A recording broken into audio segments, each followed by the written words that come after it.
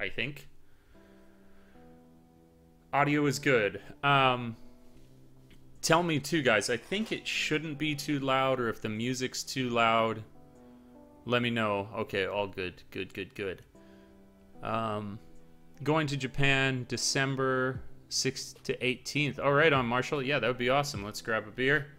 I'm going to be flying around Tokyo at that time, so anybody who's around, I'm definitely going to be down to hang out.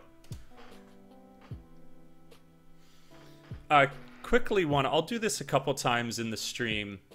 I wanted to bring attention to, if I move this over so my face won't block it, Phoenix, or Robin, I suppose. This is his SoundCloud, and he's like just a really good musician. It's like really chill, ambient stuff. It was in, like, God, now probably over a year ago that I had a video where he like got a hold of me. I was like, hey, I really like your music. Do you mind it being in it? And he was like, yeah, sure. And he's quite wonderfully continued to make music in that time. And I was just, again, I dropped by because I was like, oh, I want to see if he's up to anything new. And it's great stuff. Like, he's always making great stuff. So I wanted to bring that to people's attention. Here, I'll actually link his SoundCloud into the chat here, in case anybody wants some chill, you know, stare at the ceiling after a long day, relaxing music, because that's what it is. It's really nice in that way.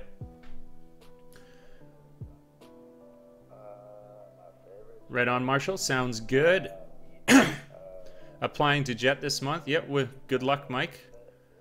That's exciting. That's very exciting. Be nice to get into Jet. I don't know if everybody follows me on what is it, Instagram, but I'll show you guys something very exciting for this video coming up.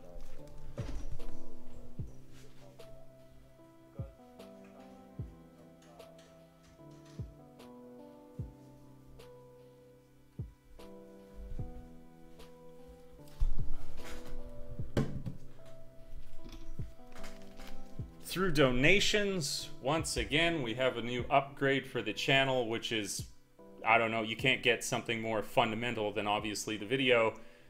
New Rode mic, the good Rode mic, and so I'm finally gonna have proper music. Not only, I was testing it last night, just like doing a couple clips to see how it compares to when I was speaking before.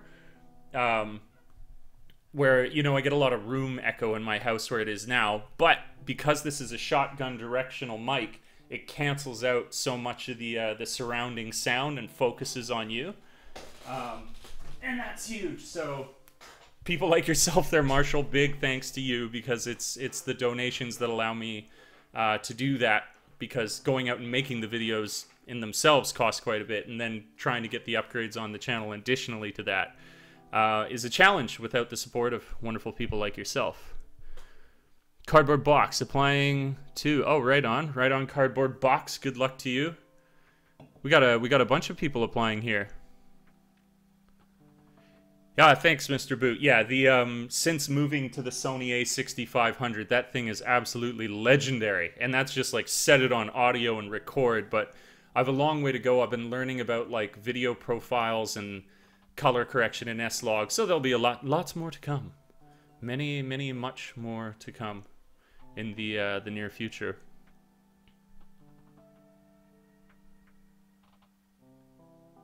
Yeah, that's a good point, Aesthetica. Like, Tesla is good beyond the initial whatever you would call it, dispatch companies, which then it's very practical to have, because it gives you that leg up and way to differentiate yourself between other companies.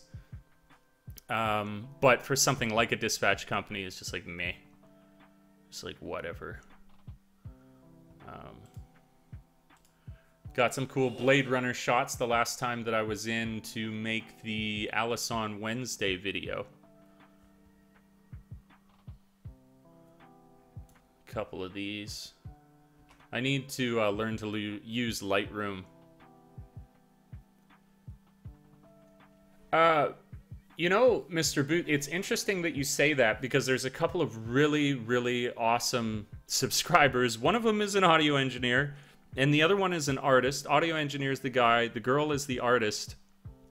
And she does like really, really cool, kind of like punk anime style stuff. Name's Haley. And she read the book and she said she liked it so much she wants to do a series of images for that book. And then I thought about it. I was like, man, how cool would it be to have that then adapted into a graphic novel? I think that would actually be a really, really cool choice for it, because its length being a novella would really, really fit that.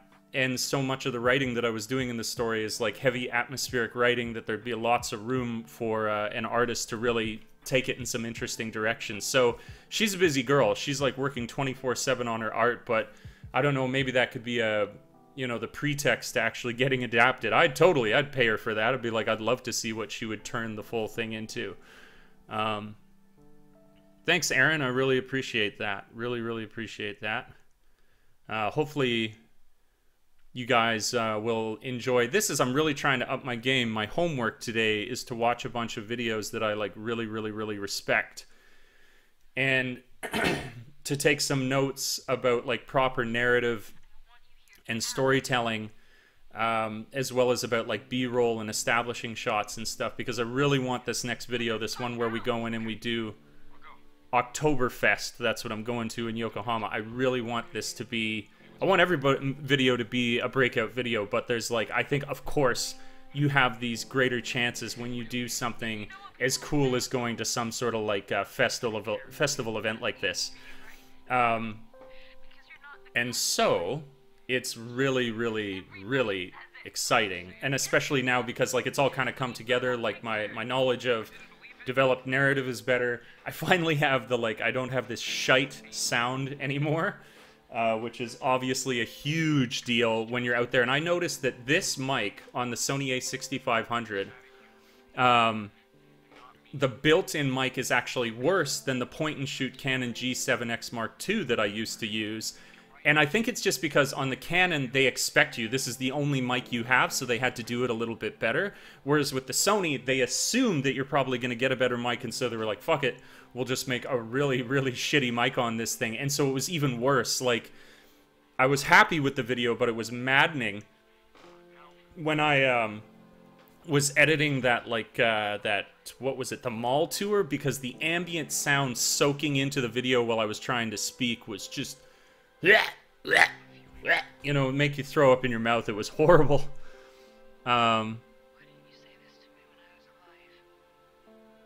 Aesthetica, if you could, I don't know, can you link me in the chat now to your SoundCloud or whatever? Or if you want, can you send me a zipped file of your music over to me? I'll put my, please send it to DaveTrippin@gmail.com. Please send your music there. And absolutely, I'll put your music in the video if it kind of matches the tone. I'm always looking for new music to put into the videos, so that would be greatly appreciated. Oi, big boy.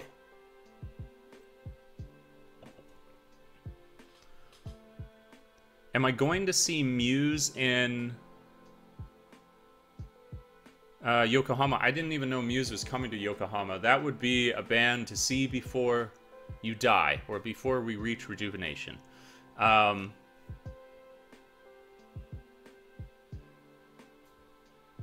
Drowsy says, how you doing?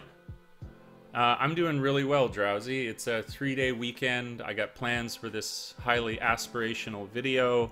I have the time to do it. I'm meeting a friend who anybody who comes to Japan, I always say, I never thought I would ever see this person in Japan. And so it's really, really exciting. We went to high school together, met in high school, and he's a really fascinating person. I feel like I have friends with many strengths, and in fact, many people comment on when they meet them, they're like, man, you have quite a circle of friends, which is good news for me and bad news, because constantly being compared to them can be a very painful thing. But he's the closest guy, one of the closest guys that I've ever met that is like full-on genius. He lacked social empathy if I could kind of like draw one criticism at him. But now, since we've grown up so much more, he's really fleshed out that part of his personality, and it's just amazing to see what he's become. He's like an environmental engineer and is literally working on projects to save the world in terms of like conservation of energy and all this crazy stuff. When I used to see, I guess you can't see it behind me, but he was also a massive mentor for me when I played guitar. He has this like great creative streak in him as well. Maybe that's why he's able to think so out of the box when he's working. But we're gonna meet up and have this incredible day, I think, because anybody who visits me out here, I'm like, holy shit, you made all your way out to Japan. I'm so grateful. I get such deep feels. Mr. Boot, I've got to look through my email again because I've been so busy. I think I like managed to listen to your song like once, and I don't think it was any more than like it was like a song or two that you sent over. So it wasn't as though I really got a great taste of the music. You know, I only got something in passing. So I wouldn't even be able to level some, you know, constructive feedback for you. You got it right, Rob. That is a 72-hour stream. Believe it or not. And no sleep either, or eating, or bathroom breaks. It's going to be a real challenge.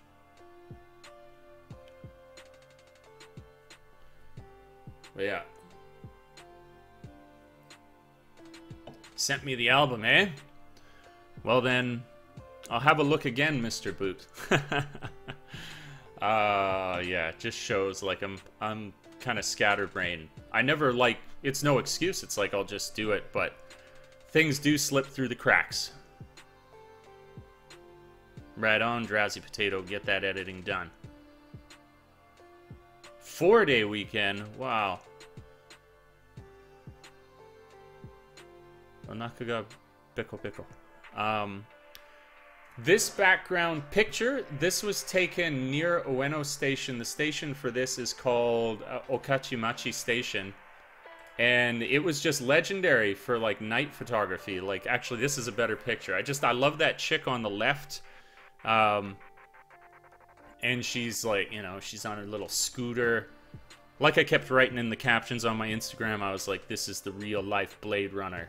And the way you've got like all this atmosphere built up from the railroad tracks passing, train tracks. It's not a railroad, Dave.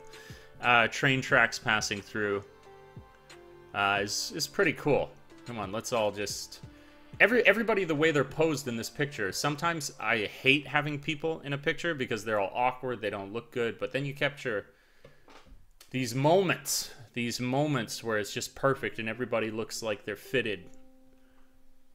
Scooter chicks are babes cardboard box. That's kind of cool. That was a good one. I like that one. Mr. Orange Shirt there, all posed up like he knew, but he didn't know. He didn't know I was taking this picture, but it looks like he did. Very natural. Some great humanity here. These people are like, the fuck is this guy doing? Street photography can be tough in that way. You don't want to ever make people feel uncomfortable. Hello, temporary sanity. Ain't that the truth? Yeah, the glow. I love the glow. Obviously, I enhance it later through editing, but I really like the glow.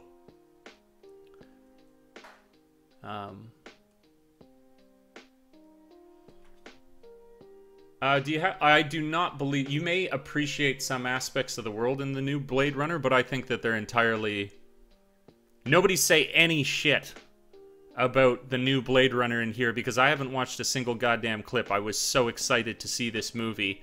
I've, like, watched the initial teaser trailer, because I love Blade Runner so much, and I wanted to have a totally clean experience. None of this, like, seeing absolutely everything. Before it comes out. And then, I mean, it was Ryan Gosling, who I think from, like, Drive and Only God Forgives, and he has an incredible, like, dynamic range in his acting. So perfect for the role. And then Villeneuve, the director, is this amazing director. Like, he did The Arrival, he did Strangers, he did Nightcrawler, I believe. And I just knew, as soon as I saw that, I was like, this is going to be absolutely awesome. And I love the original from, like, I love melancholic, beautiful films. And, god damn it, that is, like, the first Blade Runner in a nutshell. Yeah, the book is awesome. That's the thing you could go on about Temporary Sanity. Like, it's not so often that you can get a book and then you can get a movie, like the actual visual media, to match up in terms of quality. And they both did. They both held up so well. It was absolutely incredible. Another one I always love to cite as an example of that, if you've ever read it, is the original written Bram Stoker's Dracula, and then the Francis Ford Coppola's Bram Stoker's Dracula, the movie adaptation, is just awesome. And then the book is its completely own entity, and it's absolutely amazing. They did such a good job with that.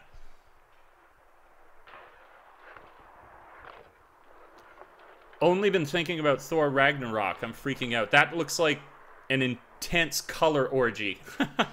I'll watch it. I'll watch it. It's so Marvel. It's hilarious. Looks like a good time though.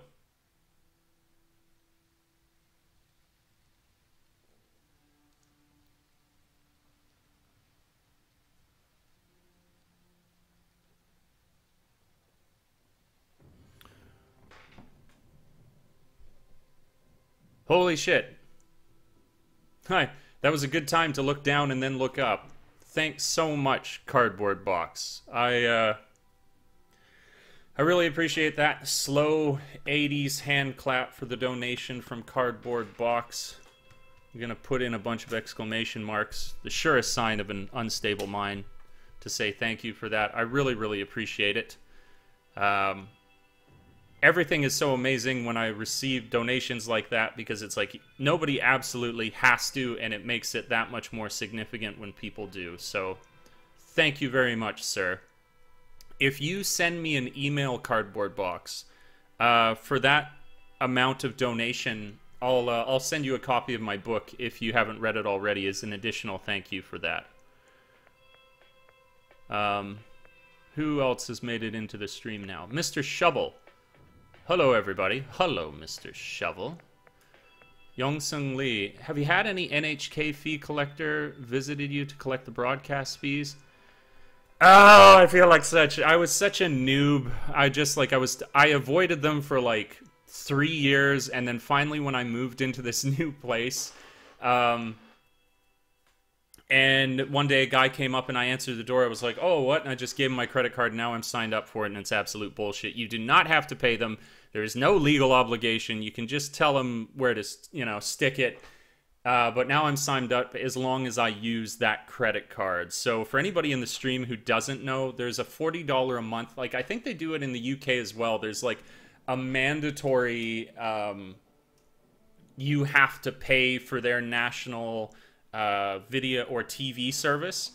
And in Japan, they do the same thing, and they say, like, you absolutely have to have it, and you don't, and you can just turn them away. I turned them away for 3 years, but then, like an absolute noob, I answered the door and I signed up for the thing, and I haven't even plugged it in. I got Netflix. I don't need Japanese TV. Although, to be fair, it would be a really, really, really good resource to practice your listening of Japanese, to be fair.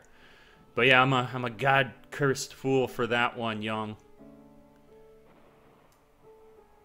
Hey, Bloodson. Yep. Yes, and in fact, I'm an undercover Canadian with what I'm told of the States would be a Midwestern accent, so it's hard to place me.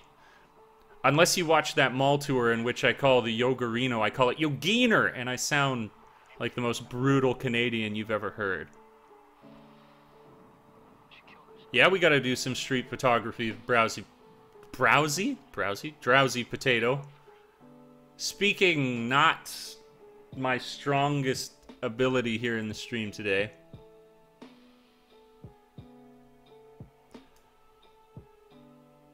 Want to see the new...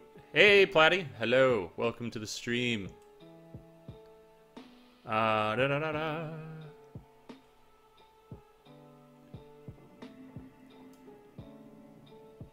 Yeah, I know Give You Hell by the All American Rejects. I like a couple of their songs. They kind of were a flash in the pan. I mean, I like the like Move Along song. At the time, so groundbreakingly creative, switching your shirt through so many shots. But I like them. Yeah, they were good. Okay. Oh, temporary insanity. It's so funny. Sanity. It's funny that you say that. I have been writing. I've got about 60,000 words written of what I was writing it before I wrote Stoneheart. That is a sort of... It's not dystopian, but it does have those elements to it. It's like a dark fantasy sci-fi. Maybe even a little bit sort of Dark Tower-ish, I guess, if you had to, like, for the way that it cross-genre blends everything.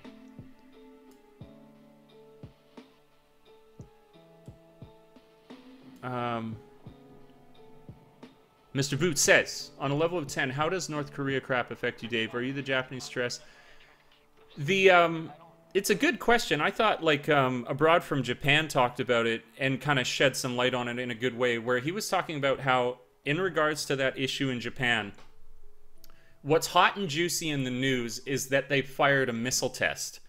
But the North Koreans have been doing those missile tests for ages, and so when they do another test, it's like, there's a missile, and obviously it's something that concerns people here, but they don't let it ruin them going about their everyday business. It's kind of like the way that Japanese people react to earthquakes here. They've had some horrible instances in their history with earthquakes, I'll tell you right now.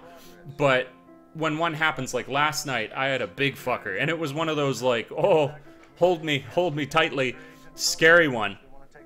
And, but once it's gone, you just kind of, like, get on with your life. Sadly, it's too regularly an incident that occurs here in Japan that it's nothing special when it does. So any sane person is concerned, but when you take it in the greater context of, like, what's gone on between the two countries, it doesn't mean that on a day-to-day you let it, like, really break you down.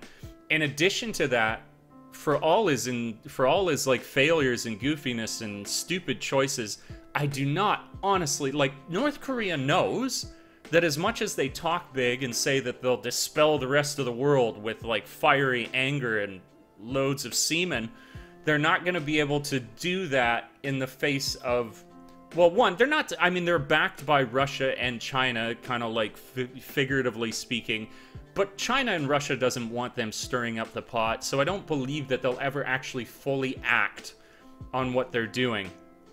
I do think they'll continue to develop a nuclear program, but I think it's at a point, it's that whole old school MAD, you know, mutually assured destruction. Everybody knows the moment somebody fires a nuke that everybody's dead. And as long as he isn't truly insane, I hope that doesn't happen. But that, I mean, anything can. So at the end of the day, you're sort of like left just like, I hope we don't blow each other up. I say that far more than I wish I had to.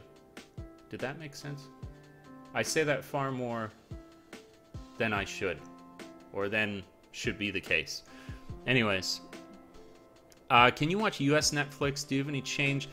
That's a good question, Grant. Maybe you do have to change your IP address to be able to do that. I am not totally sure. Young, have I been to the East Coast? I used to do rowing when I was in high school, and for rowing national championships in Canada, you go over to the East Coast, you go over to St. Catharines, Ontario. But I've not been to the Maritime region, and I would love to go. Big book that's very popular over here in Japan is Anne of Green Gables, which apparently takes place over there. So, like, it's funny, like, the Japanese will know Anne of Green Gables, Maritime, Canada, and they'll know Vancouver and usually Toronto, and that's about it. David O'Leary. My girlfriend is from Vancouver, and apparently people knew I was from the Midwest there. Oh, there you go. What's up, Temporary Sanity? You've had something you want to ask me. What do you think about Japanese Pod 101 for helping learn Japanese, if you've heard of it? Unfortunately, I've not heard of it, Temporary Sanity, so I couldn't be able to, I couldn't comment on that. I could not comment on that. Whoa, man, we We got to get a new picture up here is what we got to do. I thought that was cool. Yum, yum, yum, yum, yum. Look at that. Look at that low, well, high aperture setting. That's a 1.4, ladies and gentlemen. Look at that bokeh porn. Delicious. Just standing out there. Orgasmic. Blood's from Alberta. Cool. Dan Gallucci. What's up, Dave? America here, and maybe your accent would pass. Minnesota!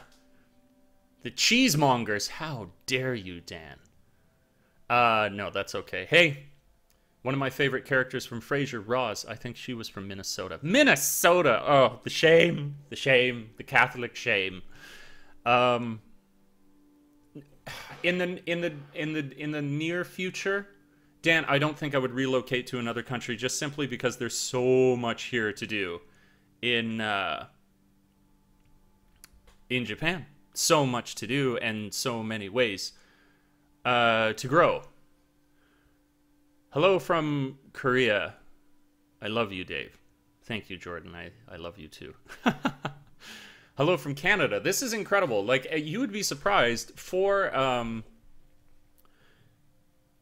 my audience on YouTube. It's really real. I mean, I guess it's being represented quite well here in the chat, but it's quite a small demographic of small statistical number of people from Canada that actually watch my videos. So that's interesting. Jordan Harris says, Dave, are you into men or are you straight? Jordan, have you heard of the concept that just simply because you think of something does not mean you should necessarily always say it? No, I'm just teasing you. No, I'm not into men, Jordan. I'm not into men. There, you heard it on the stream live.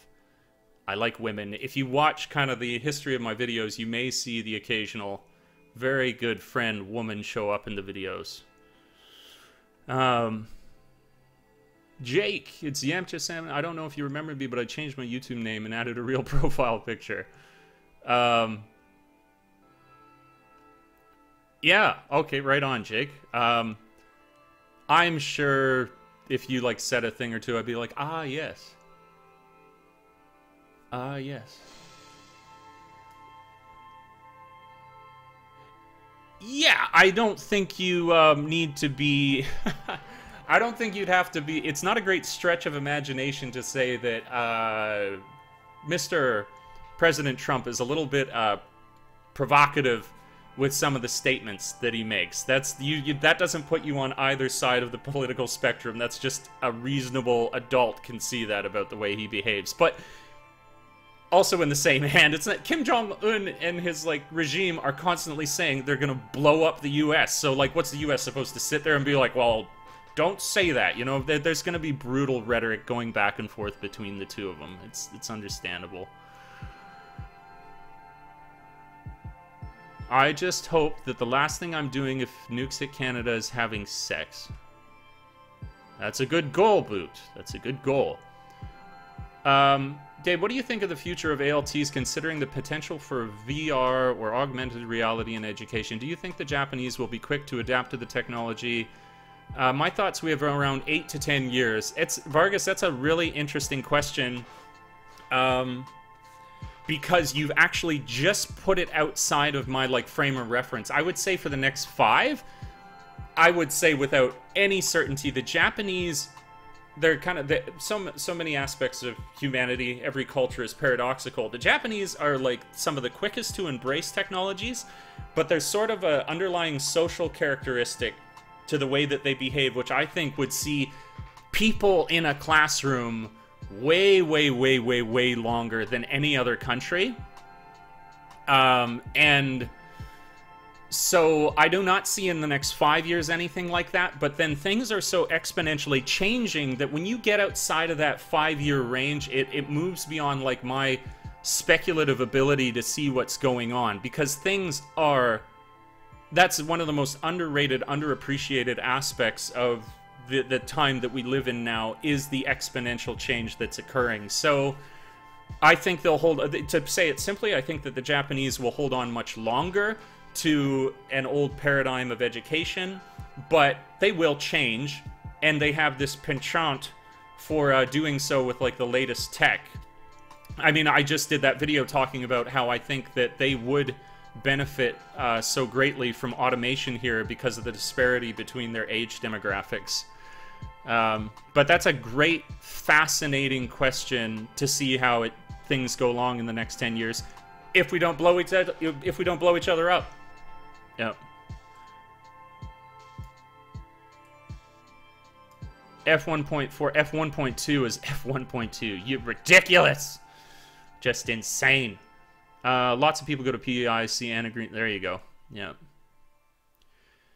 Rob, I haven't done any game live streams because I really do feel that those are such separate forms of content for the channel that I would never do it on DaveTrippin. But what I have done is, if you're a gamer and if you follow me on Instagram, I've been adding to my story when I'm into Destiny 2 right now. I've been saying that I'm playing Destiny 2, and if you want to play with me, send me a DM or whatever. And I've played with a few subscribers recently, which has been a lot of fun. So maybe not game streams, maybe one day, but for now it'll be playing with subscribers when I'm on there playing games.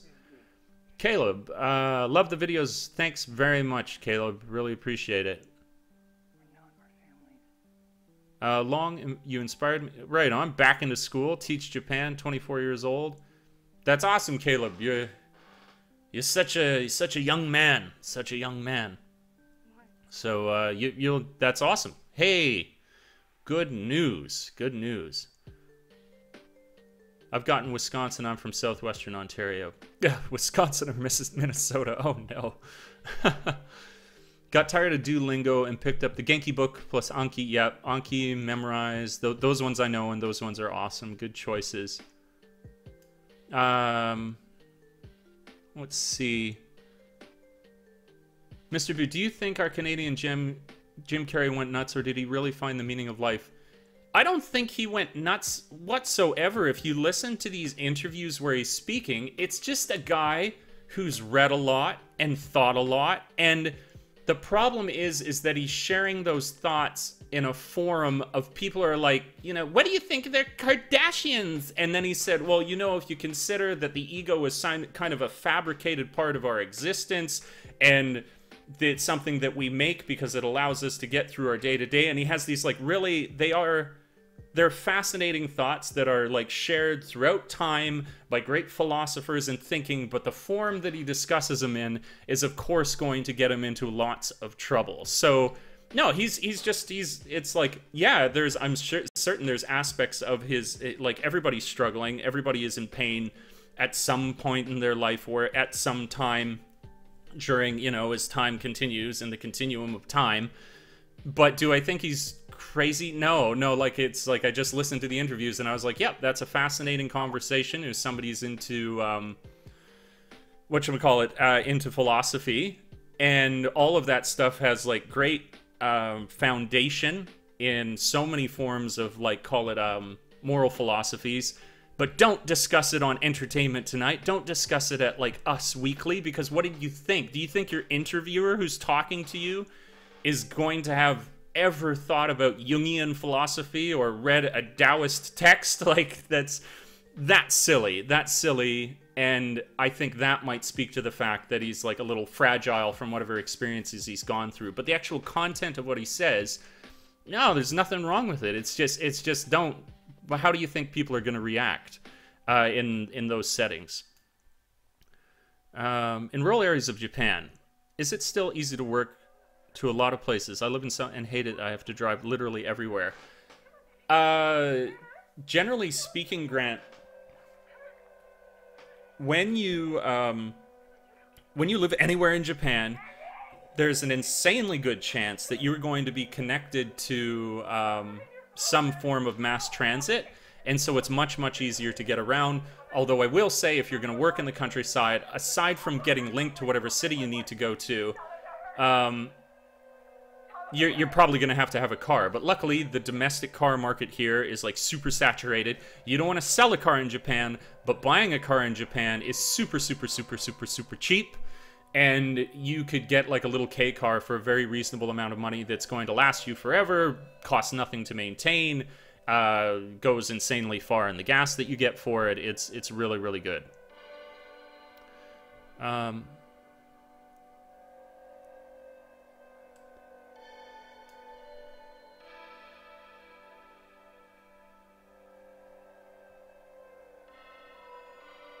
You are screwing up my schedule. I see you at work at 9 a.m. here at 11 p.m. Sorry, Robert. Hey, Dave, are you enjoying the weather? That's a very Canadian question. I really, really like that it gets cooler, because Japanese summers is put a gun in my mouth horrible. That's not something you should say in your stream. Just horrible humidity, and so everybody at my work has been like, oh, it's cold, it's horrible, and I'm like, oh, daisuki, like, just wonderful. It's like, I've been gripped by some horrible affliction, and finally it's loosening, and I'm free and relaxed, so I love the cooler weather. It's awesome. That was a roundabout way to answer, do I like the weather? Whatever. You gotta admit, the video where Braun Japan is pissed off about North Korea is freaking hilarious. Yeah, his couple of videos that he made about North Korea were excellent. Very finger on the button with that one. Went all super viral. I'm not jealous at all, motherfucker. Valencia is super happy. Nice. Yeah, I'll speak to Dean. I don't think he'd ever start a channel, though. It's just too much work where he's so busy with his other work. Yeah, sure, Drowsy, you can always add me. That works.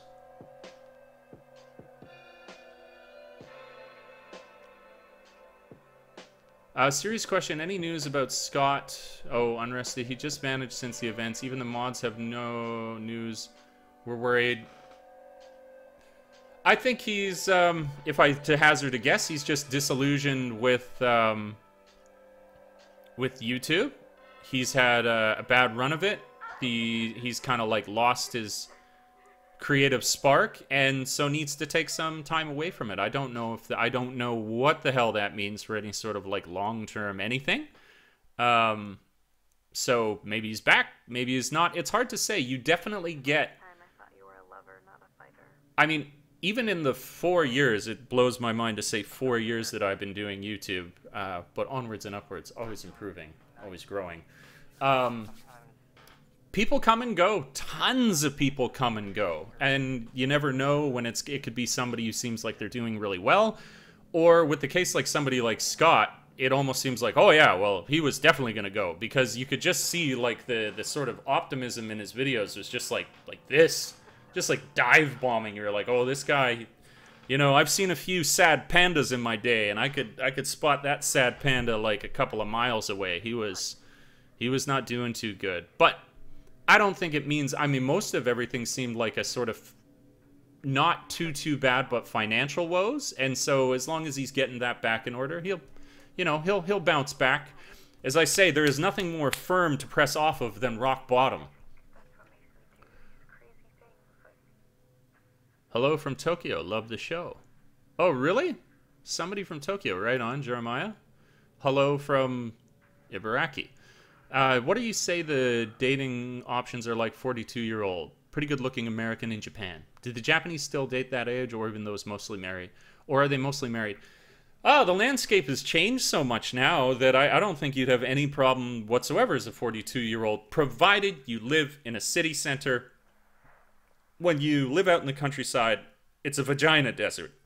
It's so hard to find vagina. But if you're in a city, then I think you'd have no problem whatsoever. I mean, they got a huge population, right? And if you're a half-decent looking person, then you're going to do just fine. You're going to do just fine. And as well, there's like this increasing demographic of people who aren't married, so you're going to be able to find people. And that'll be good. Temporary sanity. I can understand how Jim Carrey might have seen as nuts. Ever since I started following, when I start talking about it, people look at me like I am nuts. There you go. Can I do a vid on Hokkaido? I would love to do a vid on Hokkaido, Valencia. That'd be awesome. I'll get up there again one day. I've actually gone up there before to go snowboarding, which was amazing, but I did not link my... Yeah, you bet I'll link my Patreon.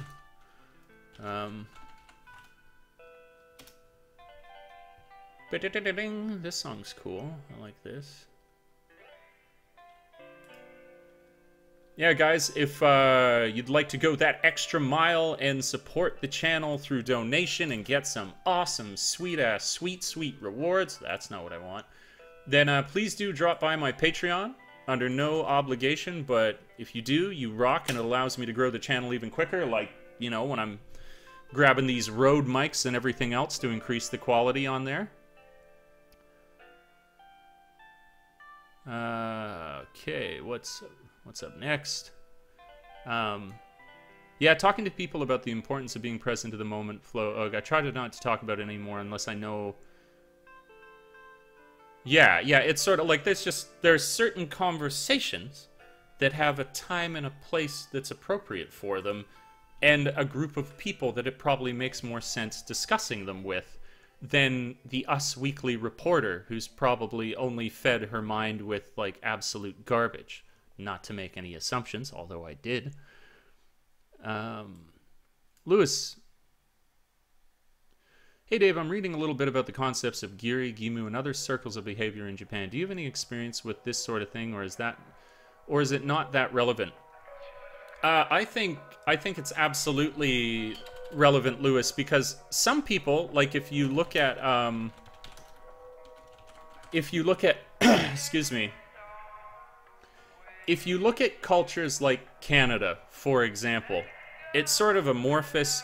It's called a cultural mosaic because it's just everybody with their own individual culture contributing to things. And then you get white Caucasians, like myself, who are sort of, we only have, like, an in-the-moment culture. We do things that make us happy, but we don't really have anything that defines us.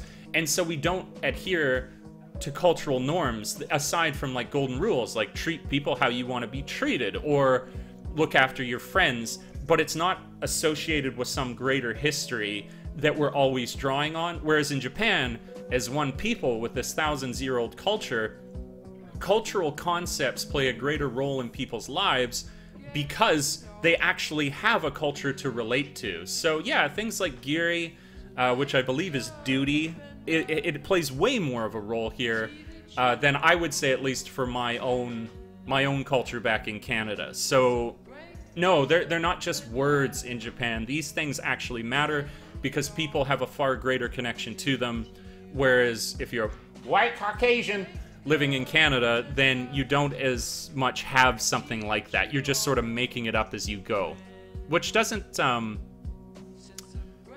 isn't necessarily a bad thing. It's just that it's a different thing. Oh, this is a good song too. Turn it down a little bit though, because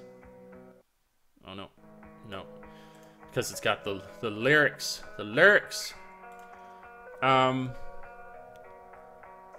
Robert said, I believe you have a new microphone for the channel. It's ready to go. Any spoilers, previews for the new content? We'll see. Well, I actually covered this a little bit earlier, but yes, you are correct. You're correct, Robert. Check it out. It's the full-on Mic Rode Pro mic with the shock mount and everything. And so you can expect over this weekend, the reason I'm doing this live stream now is because there won't be a video released tomorrow morning or whatever the hell it is that I do. When I film this, like, awesome German festival, Oktoberfest in Yokohama, I'm going to be doing it with the new mic, so you can expect it'll be a huge improvement. And I did a test last night for these videos that I do here where I'm speaking in this room, and the sort of ambient echo that's caused by the room that I'm in was just, like, way better. Like, as it was made better as much as I spent on that microphone. So, boom, sound and video, two most important things, are going to be greatly improved.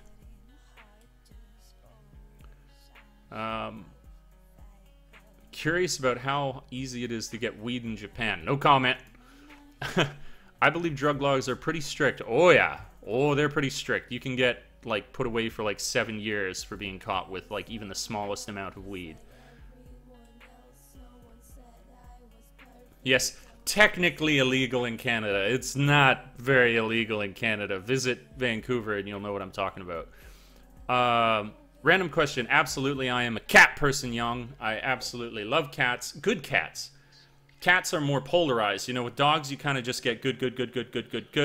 But you don't get that great peak of personality that I think you find in cats, but it's also a risk with a cat. Because with a cat, you can get real bitches. Yeah, legal in Colorado. You got that right. In Canada, they'd go, don't smoke that, and they probably wouldn't even take your bag away. In Japan, they put you away for a long-ass time. Catch you later, Valencia. Thank you for dropping by the stream.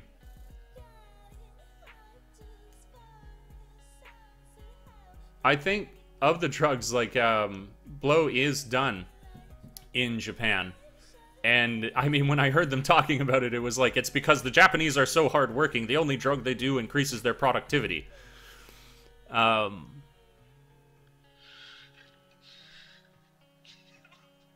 Okay. Does the public also stare at their phones while walking? Yeah, that happens. That is a humanistic trait shared all over the world.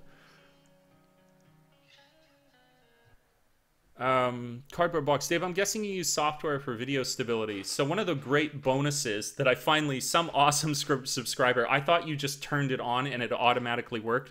But because I'm using a Sigma lens and I'm not using a Sony proprietary lens, if you want to use the in-body image stabilization that my sweet new sweet camera has, you have to manually set to the focal length of the lens that you put on it. And since I've done that, it's like way better now. But I don't actually use a mechanical stabilizer. It's only that in-body image stabilization that I've used so far. And then there's a little trick, if anybody here has used Adobe Premiere Pro, the editing software I do, there's something called Warp Stabilizer that is an effect that you can add on, which I've done in many videos, and I love it afterwards because people are like, that gimbal movement is so smooth. And I'm like, no, it's just software wizardry, where it targets a center frame that it stays focused on and then analyzes every pixel through every frame to stay focused on that center point.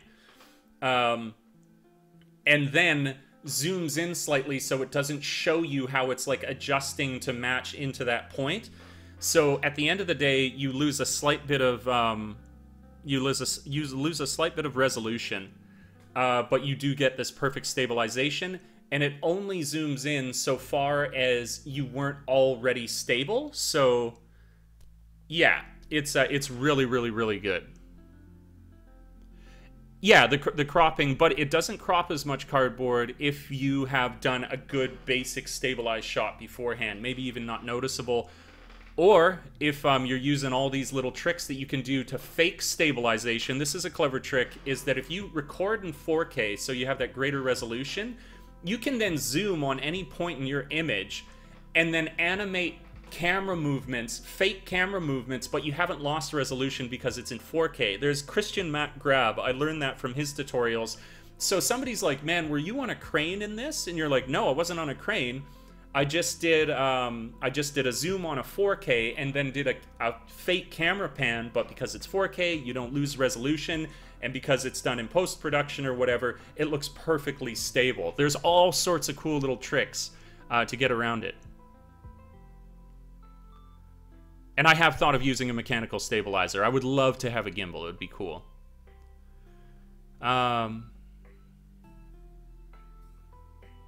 Her Japanese people are so polite that in the middle of the night, no cars, yeah, that does happen.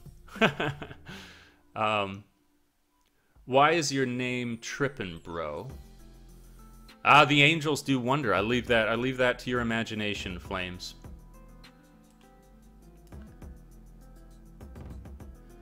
The kind of laptop I use, an MSI Beast. It's an i7-6500 with GeForce 970M and 16 gigs of RAM. I upgraded to that last summer? No, the summer before last, I guess now. And it's good. It's rock solid because basically the computer that I retired before that, I reached a point in my editing where it was hilarious. It killed my machine. Like, I would try and render something out at the end of a video and it would crash. It crashed like 8 times with the last video that I was rendering on it because it was just too much.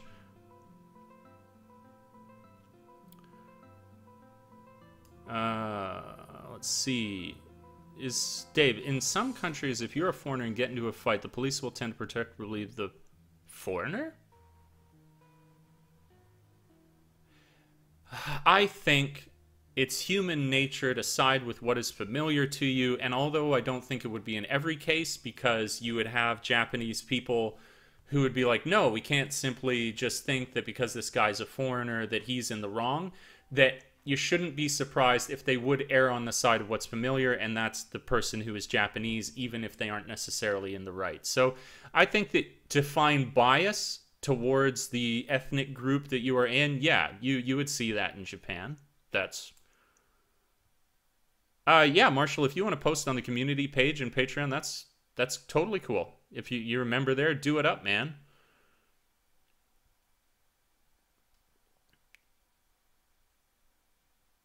Random question. While you're living in Japan, have you had to go to any coworker's wedding, funeral, or other events?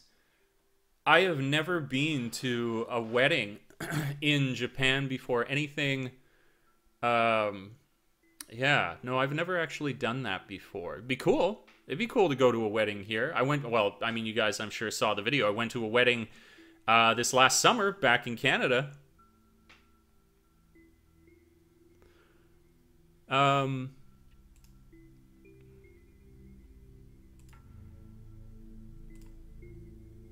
Let's see. I'm missing somebody here. MSI, do you do any gaming on that?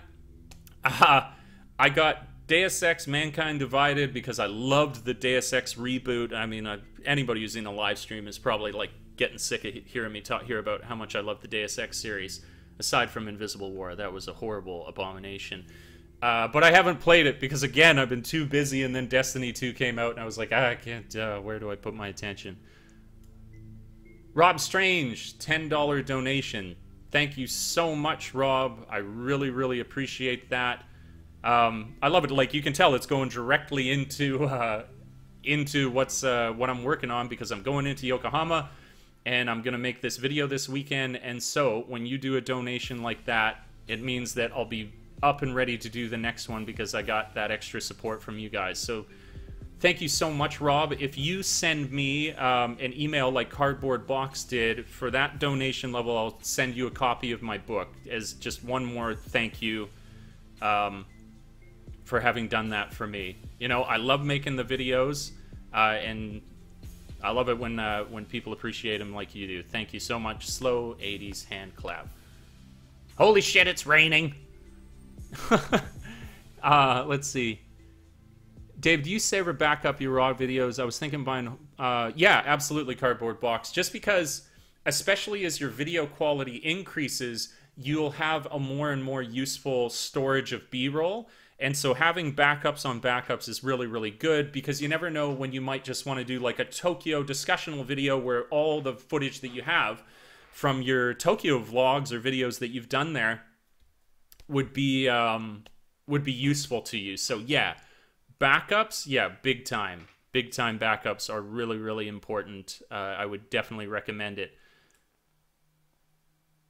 Holy shit, Caleb drops in with another donation. Thank you, Caleb. Thank you, Cardboard. Thank you, Rob. You guys are making it rain. I really appreciate it. If you want to donate, Ken, you can use Super Chat, or you can, if you have a PayPal account, you can just send me a couple of bucks through PayPal. I find that that's really an easy way for people. And PayPal is good too, because Super Chat here, Google takes 30% of whatever you send to me. So that's like making sure, if you're like only for DaveTrippin, not for Google, to my email address there allows you to donate. So that's one way. So yes, truly appreciate it. And again, with that donation, Caleb, please send me an email and I'll send you a copy of my book. I really appreciate that. I saw a good question, Mr. Boot. If you get 1 million subs... Oh, wait, no, I must answer Caleb's question. How many times have you had your umbrella stolen? I wish I could say that it was stolen, Caleb, when in actual fact I'm just a fool and I've misplaced my umbrella like 100 times. Because I'm a dumbass, and they cost like 200 yen, and so you're not so careful with something that is so cheap for you, and so you just put them down and you lose them. I will say that I do absolutely love the fact that the umbrellas here are those cool, again, Blade Runner-esque, just like see-through plastic ones. So much character in those umbrellas. Thank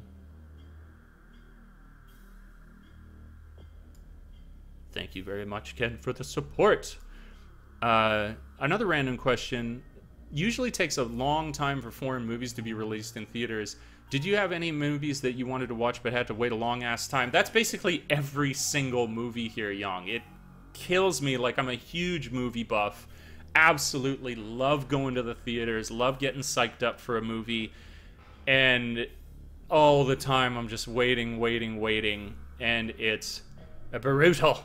So, no, sometimes, though, you get these special events where, like, whatever the reason, that video or that movie that's released is not so late. Blade Runner, where it came out, I think, in October in the West, is only coming out on, like, the 23rd here, so I don't have to do that that often, which is really, really nice.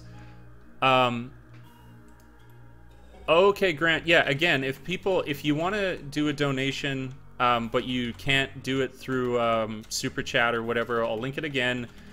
That's my PayPal account, email address, or whatever, and if you send to there, I get 100% of the proceeds, and it's another way. Oh, there you go. Super Chat is available on mobile. See, I'm learning. I don't know much about I mean, something I got a friend who's going to help me set up tonight is the actual, like, proper donation chat that you can set up as an overlay to this stream or whatever that won't then have, you know, YouTube cutting in for whatever amount that it takes.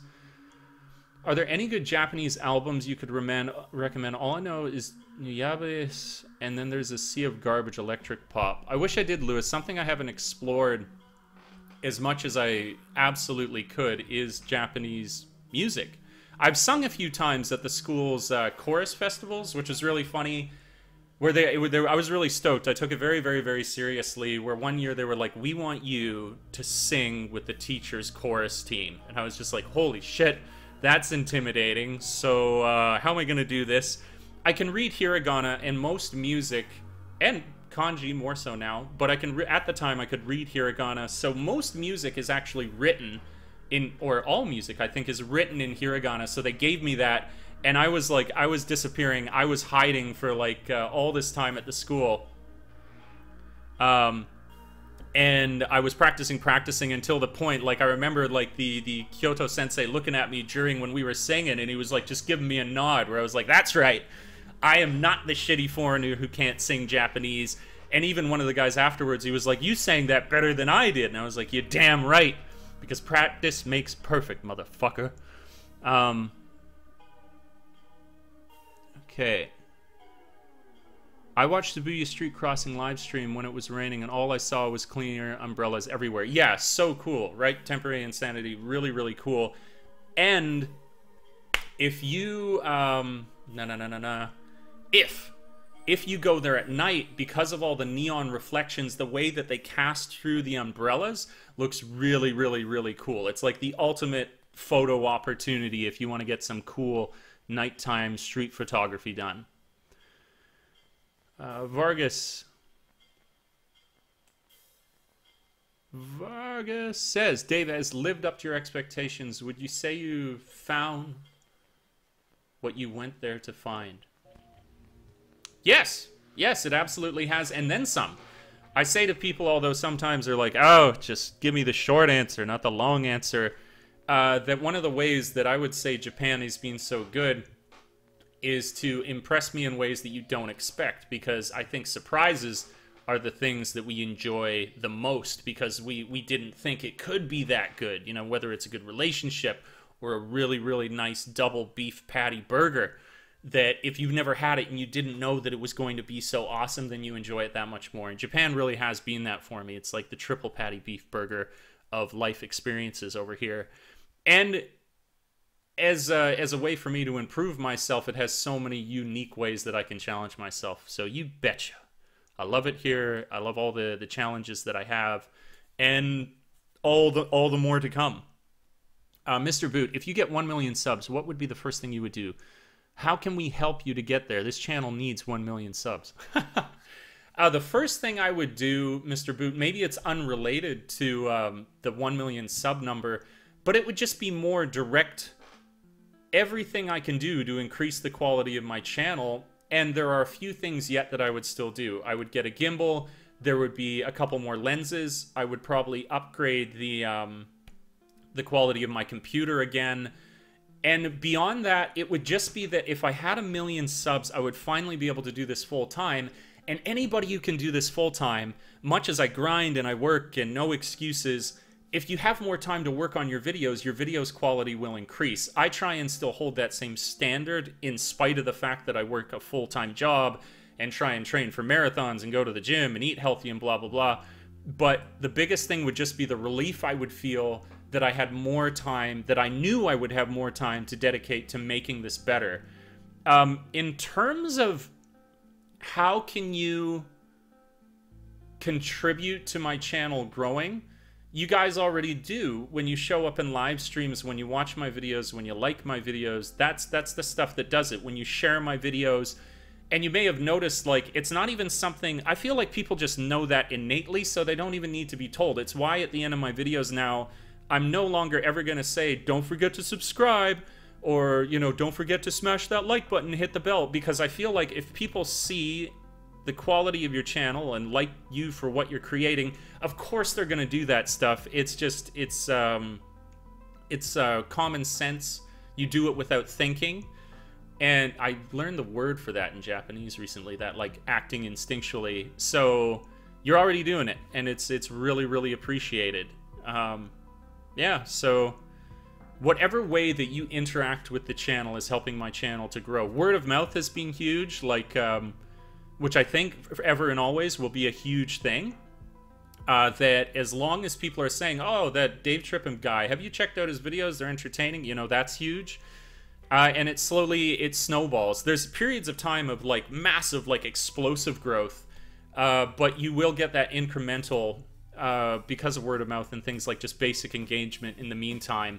But I do believe if I am to break out to that 1 million, what's going to have to happen is me to release, like, that's why I'm not embittered by, like, the size of my channel currently, because when I objectively look at it and I say, have I released a video that is worth the 500k views, the 1 million views, without it being just a straight-up fluke, I don't think I've reached that yet. And I think that's what I gotta do to also, you know, as much as there's an audience contributing, it's what I gotta do. And that's why I'm really excited for this weekend, because I'm gonna go out there with the mindset and with the tools now to make videos much closer to that end goal, where it won't be because of fluke. It'll be like, I just have so much respect for him. The reason that Chris abroad in Japan is successful is due to nothing other than the guy makes absolutely exceptional videos. And that's why he also has longevity, is because he makes exceptional videos, and that's why people stick around. It's not a flash in the pan, he fluked out, because that'll have no staying power. And that's what I'm going for the 1 million. And then it won't be a mistake. It'll be kind of I want people to then look back at if I had reached that level of success and said, oh yeah, of course DaveTrippin's channel was going to do that. And the best compliment I've ever got on my channel is when people are saying, like, oh, how are you the size that you are when you've released, like, a really good video, like Japan, the Beautiful Process, which I didn't realize until I released it. It was only going to be viewable on fucking, what was it, on mobile. Felt like such an idiot after 30 plus hours. Oh man. And then to have half my audience, anyways, that's have you encountered many half Japanese? Being half Japanese myself, I wondered how many actually live in Japan and not USA, Canada. There's a lot of hafus. And in fact, there's a boy at my school who is a hafu and speaks great Japanese, has like a father from England, and is like a really sweet kid, a little bitch sometimes, just where I'm like, boy, you need to, you know, you actually haven't reached puberty yet. You can be a little bitch for, you know, whatever it is, 7, 8 more years. You gotta forgive children the fact that they're children. We forget that sometimes. But he's a really, really, really cool kid, and when I've sat down with him one-on-one to talk to him, I'm like, you are a fascinatingly intelligent kid.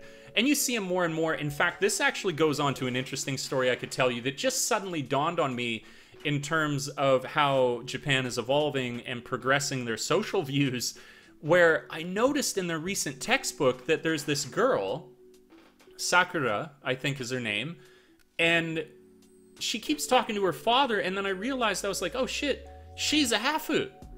And her father is some, you know, American or something like that. And I was like, holy shit, and this is a reoccurring girl in the books who's always having these small English conversations with her father. And I was like, wow, that's like so, what would you call it? Tolerant of them and like forward thinking. So not only are you seeing more people like this, it's more culturally accepted. Bullying is still a huge problem, especially because of the cultural values in Japan. But yeah, I see halves. A guy who's... No, he's just Japanese American. That's not fair to say that. Holy shit! It's another donation. You guys are awesome. Marshall, that's awesome. Thank you so much. I'm blown away. I'll be sending you all the... because you're at that tier, I see you supported me on Patreon here too, Marshall. Because anybody who's at 5 and up, I send them a bunch of zipped photo files as well, with like hundreds of photos from around Japan. So for any of your media devices, you can have like cool pictures like this one that we're seeing in the stream here as your background on stuff. So thank you so much for that, Marshall. I'll definitely be buying the first round when we meet up. I really, really appreciate that. Okay, yep, and I will read those days to see about the meetup. We'll make that happen. That's something, Key, that's a great question. Do teachers and students from your school watch your channel? And it's something I've always been cognizant of, is making content that, as long as you are like I am, I work directly for a board of education, content that is not going to get you in hot water, not because I want to be squeaky clean, but just to set that standard for myself as well, that like, I'd like to make something that isn't pandering to like young people, or isn't, you know, progressive, like whatever, to the point that it's sterile, but not stupidly vulgar at the same time. And in my last school, they knew about it and they didn't care whatsoever. And at this school, it like came out of the bag and they didn't care about it. And all my bosses around my my work at the BOE, they all know about it and they don't care. And in fact, it's like, it's turned into a little bit of extra work for me, but they're like, oh, Dave, like, we like your videos. Do you mind, like, I've become sort of the unofficial, unpaid video editor for my board of education, because sometimes we'll have like school events and stuff. And I'm more than happy to do it because it's another way to practice my art, that I end up doing the video editing for them. Random follow question on music. Have you ever tried to play your guitar at school, like for school festivals? I played at one of my school's cardboard box, but that turns into another fun story that I could tell you guys here, where I was trying to go to this school called K-Space. It's like this famous international school, although I found out afterwards that it's quite a difficult work environment. But one of the things that I thought would be like surefire, would get me a position at that international school, was when I made my lesson plan, when I was going to go in and do my faux lesson, I was going to incorporate music into it. And so the theme for the faux lesson that I was doing with the class that they let me spend time with was the post office.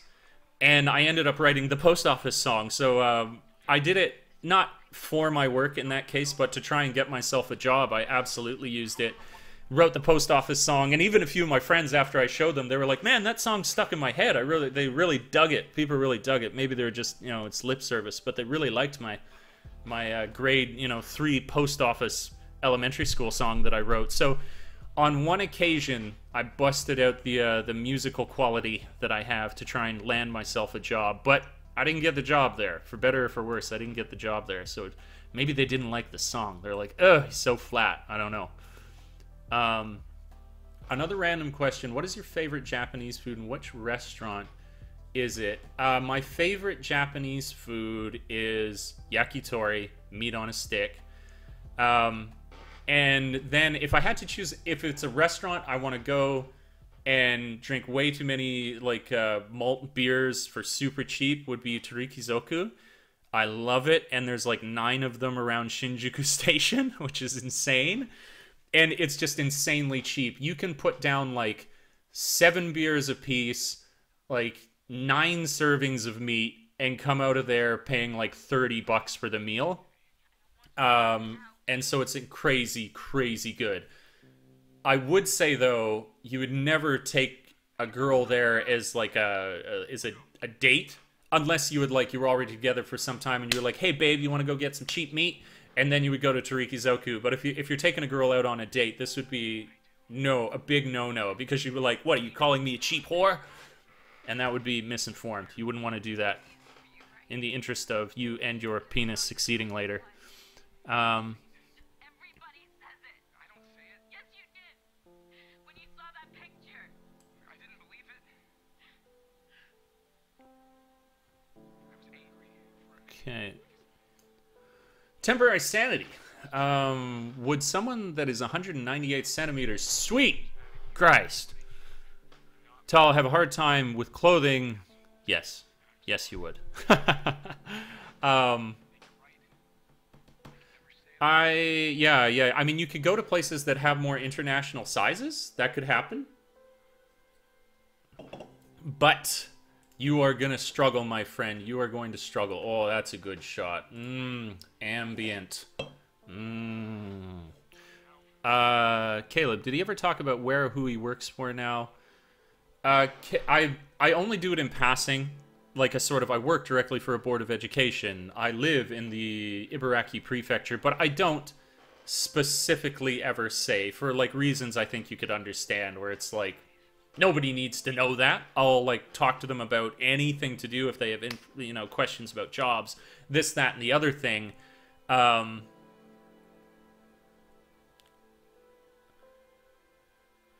But yeah, I don't give out that kind of specific stuff. Okay, Mr. Boot, I heard putting stickers on every corner where there is massive people movement is like subways will have people out of curiosity. Stickers? I don't know about that one, Mr. Boot. I'm not sure. Chris Broad has a degree in filmmaking. Son of a bitch, I didn't know that. So that makes sense. Like, the guy has a masterful narrative. He interweaves, like, spoken narrative with, like, in the moment, at the time of the place that he was doing it. Like, full disclosure, some of my homework today that I've set for myself is to go through and take notes watching his videos for the way in which he knits his videos together. So if you see any similarities between his and the next one that I release, then you'll know why. Like I say, it's not a mistake that he's successful, where there's some channels where you're like, God, what leprechaun did you consume to be able to get your channel to grow? But his is not. That's like skill, dedication, hard work. He's the real, whatever you call it, the real thing.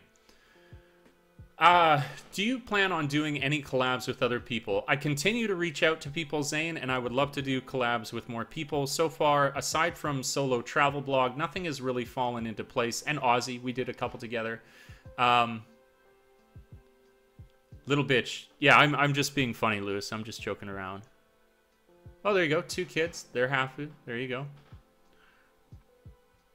Just joking around.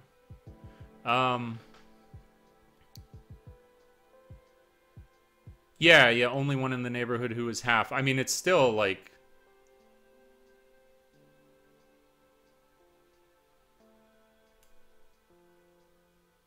do you ever find customer service...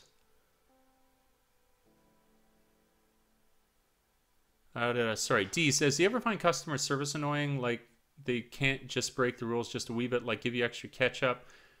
Or let you... try a shirt on in a store. Well, most shirts let you, or most shirts let you try the store on. That's not right. Something wrong there. Most stores let you try the shirts on, and yeah, it's sometimes the adherence that Japanese, the strict adherence that Japanese have to their rules is frustrating, but at the same time, top notch, no question, undebatable. The Japanese service that I've gotten in this country is absolutely goddamn insane. Like, it's insane. Just, like, man, I cannot believe the service in Japan. So yeah, it's a double-edged sword. There's ups, there's downs. It's not always good. But for the most part, it's some of the best I've ever seen, and so I couldn't level a complaint there. Like, but I do, this strict adherence... is really, really amazing.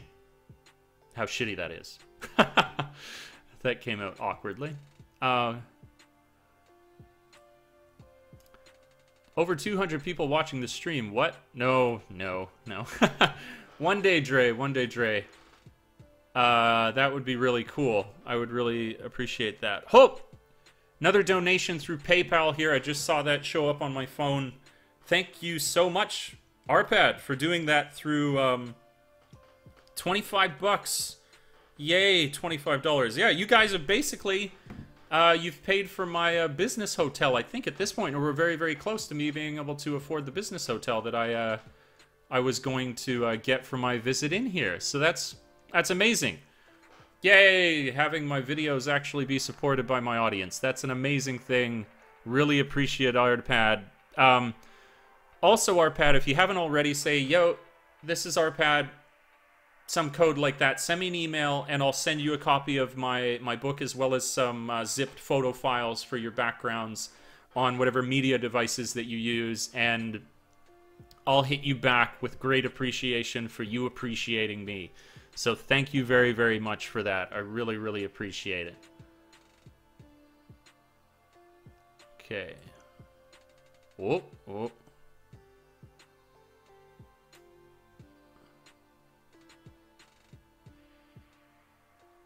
Thanks very much, Mr. Boot.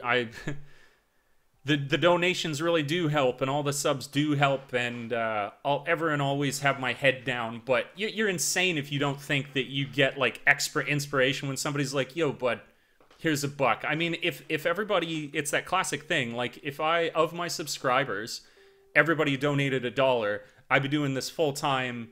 Given the amount of time that I could have to work on everything, you'd see like my ability to produce amazing content go through the roof. Like, I'm committed to it. It's not a hobby for me. I take great offense when people are like, "Oh, how's your YouTube hobby?" I'm like, fuck you.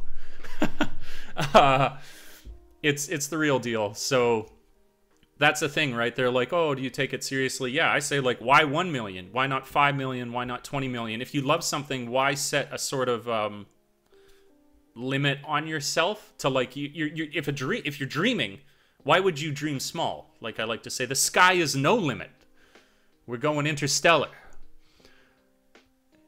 Have Weeboo ALTs become a problem in Japan? Weeboo's, like, my opinion of the term Weeboo is, like, it's just a really easy generic thing to be able to call somebody, where if you don't like somebody, you can call them a Weeboo, just like you call somebody a loser. And it's, like, really amorphous, like, who's a weeboo to this person, who's not a weeboo to this person. Where I think it's better if people said, like, are annoying people a problem in Japan? You bet they are. I mean, like, that video that I just made about, like, escapism and people going about where they're drawn to in life for reasons of escapism as opposed to, like, for passion or for challenge, is always a problem. And it doesn't matter whether you're in Japan or whether you're in, I don't know why I always use Germany as an example, but I do, or Australia. That's always a problem. You're always going to find it. As long as we're humans, you're going to find weeboos, you're going to find whatever. But I don't see it as, like, a growing problem. I don't see that there's more assholes.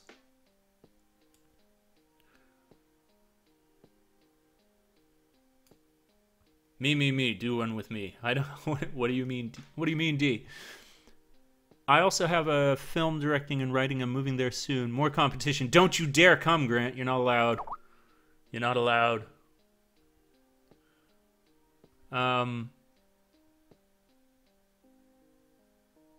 Temporary sanity. Yeah, Give Me a Flake Man did a response to a health video that I did some time ago, but we've never done a video. We've talked about it before, but there's sort of a quality thing about my channel now, I think because he lives where he lives, that we'd only be able to do a discussional video, and I don't want to put a video up on my channel that would use this webcam. What I've discovered is, if I get one of these video capture cards, which you would use, most people are using that they would take 1080p from their PlayStation 4 to be able to make videos for, whatchamacallit, for gaming channels. If you get a video capture card, I can actually link my Sony A6500 to the computer to be able to do interviews with people using that, and now I've got the shotgun mic on it. Then I would do these interview style movies or videos with somebody, but not until then, because again, it's like setting a standard of quality for the channel where I don't want whatever this garbage webcam to be like people, because people come and they judge and they see, they're like, oh, this guy pumps out like half-assed webcam videos. I'm not going to stick around for that. People subscribe to you for quality. So yeah, not until I can get that capture card, but it's like there's just always some way that you can improve the channel, right? Whether it's like I'm using this mic that's in front of me now, whether I got the computer that I upgraded, whether I got the sound interface to use the mic, whether I get a tripod, whether I get a Rode mic, whether I get a better camera, whether I get lenses. It's it takes time to accumulate these things, and to not do so recklessly with your money that I'm not able to buy my whey protein and get jacked, you know. Hi Hokkaido. Lovely kid, welcome to the stream. Another question, do you watch Japanese baseball? When I go to my gym, it's often on when I go into the hot sauna. And I really, really enjoy the hot sauna while watching Japanese baseball and making all the agreeable noises with the Japanese men watching, whether it's like, or ne, or so da yo ne. How do I meet people in Japan? Le friends?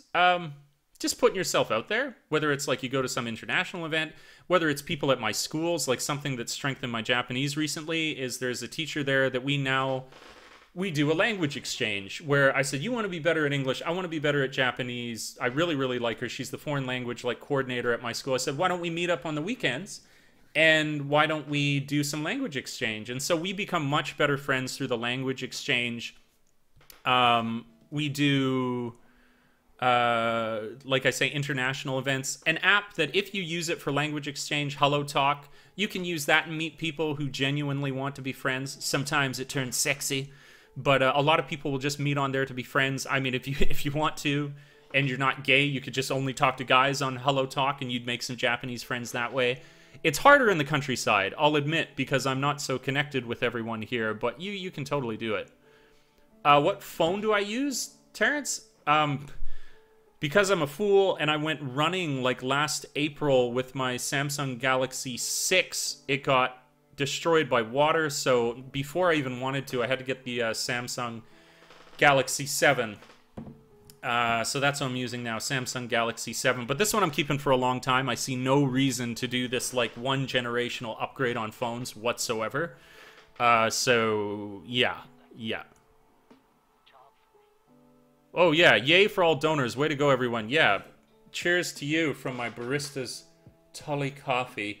It's been a huge night for donations. It makes a huge impact, both inspiring and obviously because I can do stuff and afford it when you guys donate like that. So yeah, big thank you to all the donors tonight. You guys are really, really awesome. We've I'll read through the list. This is wild. We've got 10 from Cardboard, 10 from Rob, 10 from Caleb, 5 from Marshall. Marshall signed up for Patreon. Grant signed up for Patreon.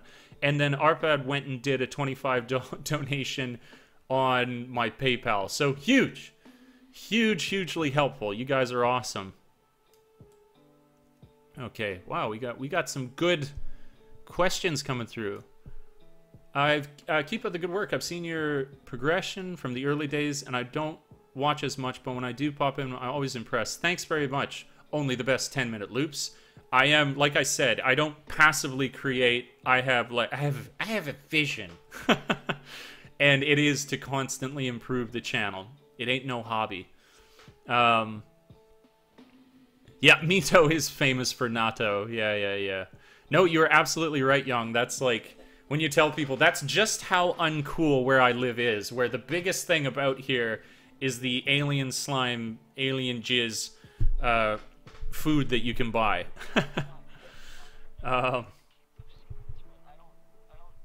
Music suggestions are dope. Right on.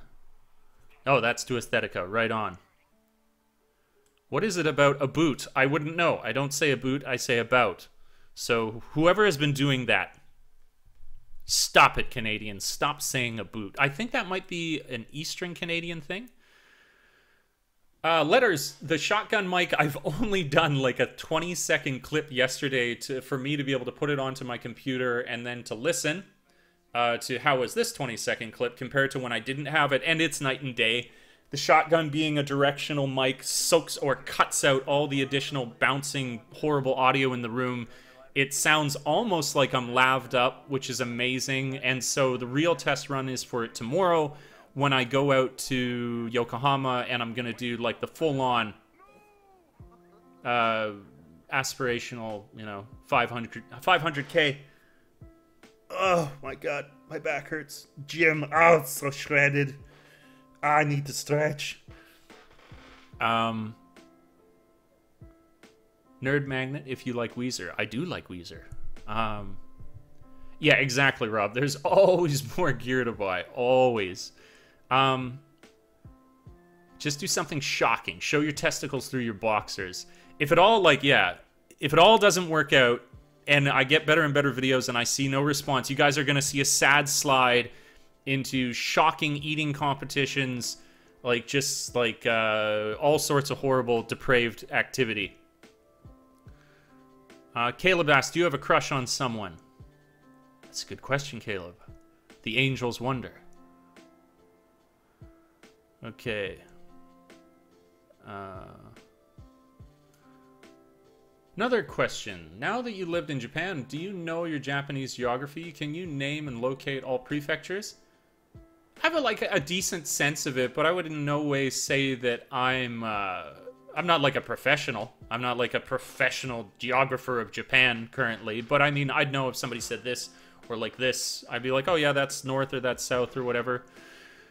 What am I eating for lunch today? I'm treating myself today to a 380-gram steak with some leafy greens. I bought it this morning, and I'm very, very, very excited about that. I love my Japanese inaka countryside. Yes, some yakisoba. All right, catch you later, Aesthetica. Thank you for dropping by the stream. Really appreciate it. What is Japanese social media like? Do they use Facebook or Japanese version? They use Facebook. It's very popular here. Japanese social media is huge. Actually, of the consumers of, I mean, I think you'd call YouTube a form of social media. Japanese as a country is one of the largest consumers of, what is it called? YouTube. One of the largest consumers of YouTube in the world, and so yeah, they're into the social media.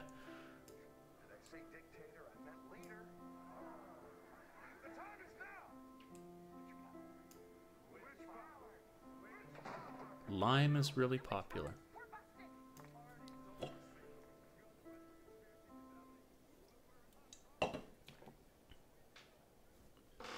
Oh, what is this?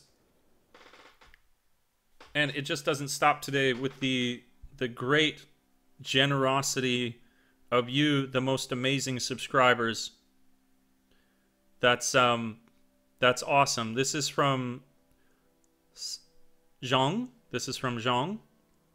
Mr. Zhang.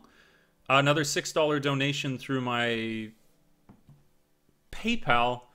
Thank you so much, you, Zhang, and everybody else who's donated and everybody else who's participating in the stream tonight. It's really, really humbling to have this kind of support. So thank you so much. It's all fuel to continue the growth of the channel and to really do something amazing with what my goals are here. On that note of lunch, I'm not going anywhere, but I'm like, I just realized I'm kind of hungry. Yeah, line's the big one, actually. I should have said that right away. I wondered when you said lime guy. I was like, lime? Is lime popular here? You mean for, like, mixed drinks? Or what do you mean? Yes, Guy Manley means line. And that's right. Line is really, really, really popular here in Japan and a lot of Eastern countries. Dre, if you'd like to donate, there's one of two ways. If you donate through PayPal, then Google doesn't cut off 30% off the top, and that's my PayPal account email address right there. If you don't have a PayPal account, which not everybody does, then another way to do it is just through the money sign at the bottom of the chat here, the super chat. You can also donate through there. But if you don't want Google taking a cut and you're like, sure, this is all for the Trippin', then through the PayPal account is like one of the best ways that you can do it. So that is how you donate. Dave, are you in some YouTube community, foreign J-vloggers community? Do you mean on a particular social media platform, lovely kid? Or I'm not sure exactly what you mean, because I suppose kind of generically I'm part of a J-vlogger community because I make videos about Japan while living there, so inevitably I am a J-vlogger. I don't, you know, I couldn't care less if people called me that. But I don't actually have, as I say, I reach out to people I'd like to collab with, and then beyond that, I don't have like a special group or a line group, and in fact, I hate group chats, aside from this one. I mean group chats in the sense where, like, you just have it on your phone, online or whatever, and then everybody's just bitching and complaining and looking for attention and justification to their lives while you're going about your day-to-day, where most people, it's just a place to commiserate. So I don't do group chats like this, but like a cool live stream where I'm talking to people, yeah, I absolutely do that. Excuse me, but I'm a part of a community insofar that I am a J-vlogger, but I don't have like a crew. I don't have a crew per se. I don't have a posse. Yeah, students use the app called Line. That is the one. Okay. Yep, Line for Japanese people. There are a lot of hair salons. Yes, there are. There's tons. But me, I mean, I think you can tell from the quality of my haircut that I go to a sen and $10 haircut place. Is couch surfing doable in Japan? That's an interesting question. Never having done it myself, Lewis, I think I would say that it's possible, but you'd probably... Maybe, you know what, there's professional couch surfers, and there's like sites that you could do it through or something. But aside from that, you might want to have some kind of like social media presence where you could be like speak to subscribers or something, because then you could like chill and hang out with them as you toured around Japan.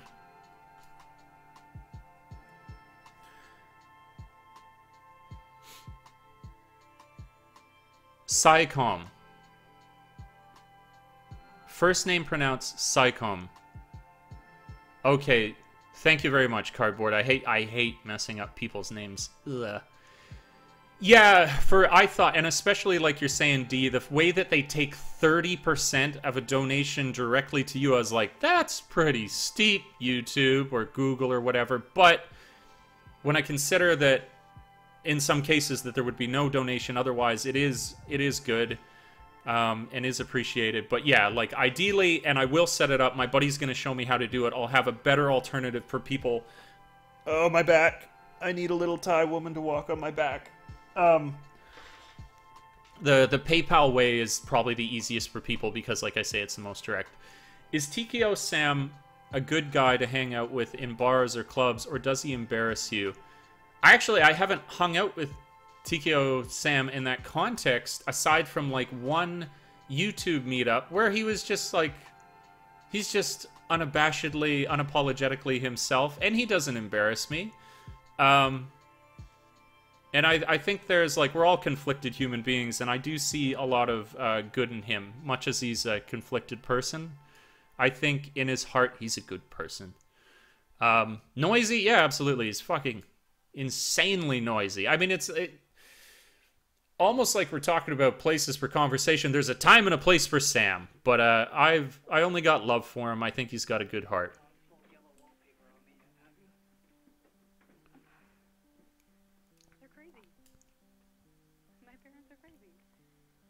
Audio sync might be off, Rob, because of I've been streaming this music at the same time, and so it lowers the quality of the stream health. If I turn the music off, then we would be able to have not so much lag on the stream. But the music's so good. Oh, I'm so conflicted. Some areas going on Tuesday, shoot some video, but yeah, definitely depends on the area. Dre, that's really, really appreciated. Jesus! Jesus wept! Not to offend any Christians here. I really, like I said, this has been like a legendary stream for the support of everyone. It means the world to me. It's really, really, really, really, really amazing. Dre, you are great, as your name suggests, and I really appreciate it. If you send me an email, Dre, to the DaveTrippin@gmail.com, I will also send you a copy of my book. Read it at your leisure. What is the deal? What's the deal with no coffee places doing decaf? I know it's pretty sad. Really? They don't have decaf? I guess I don't ask for decaf, so I didn't know. I didn't know.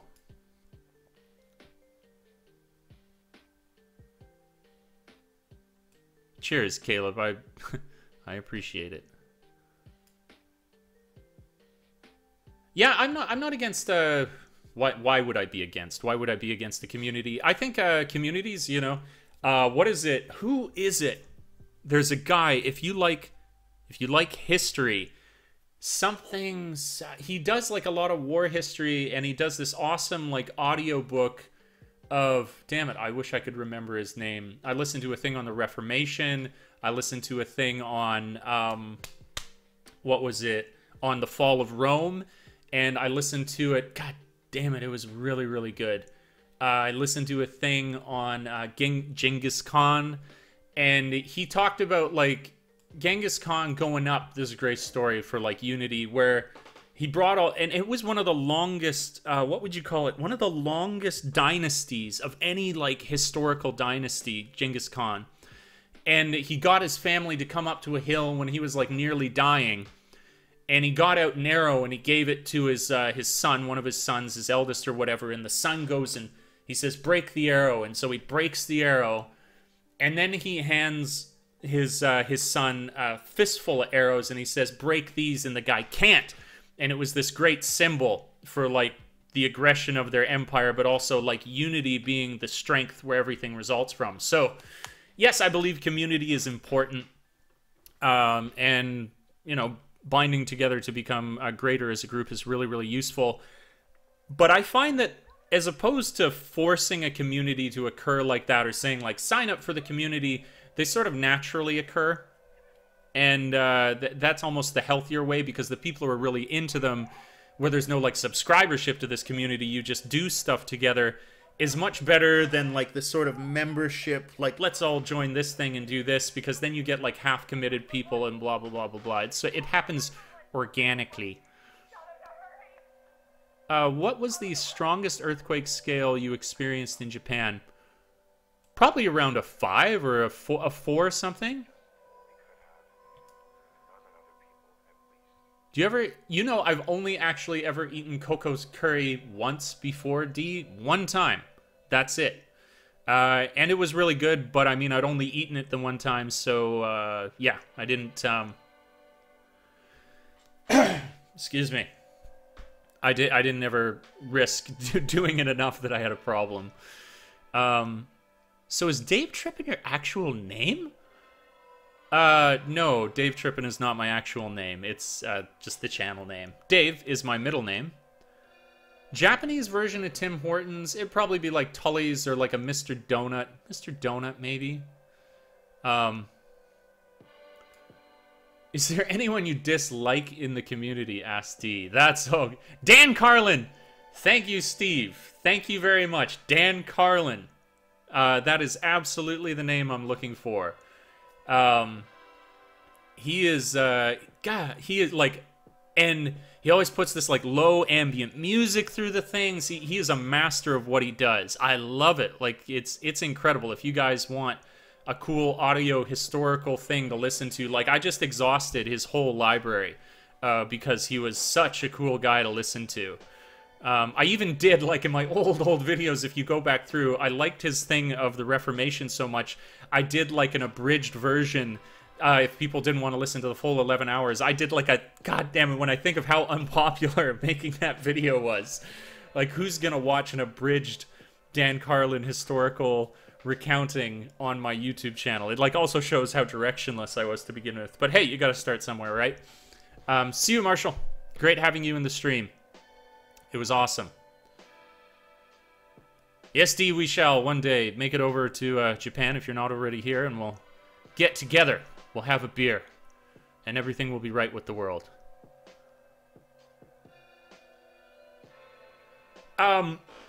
That's a good question.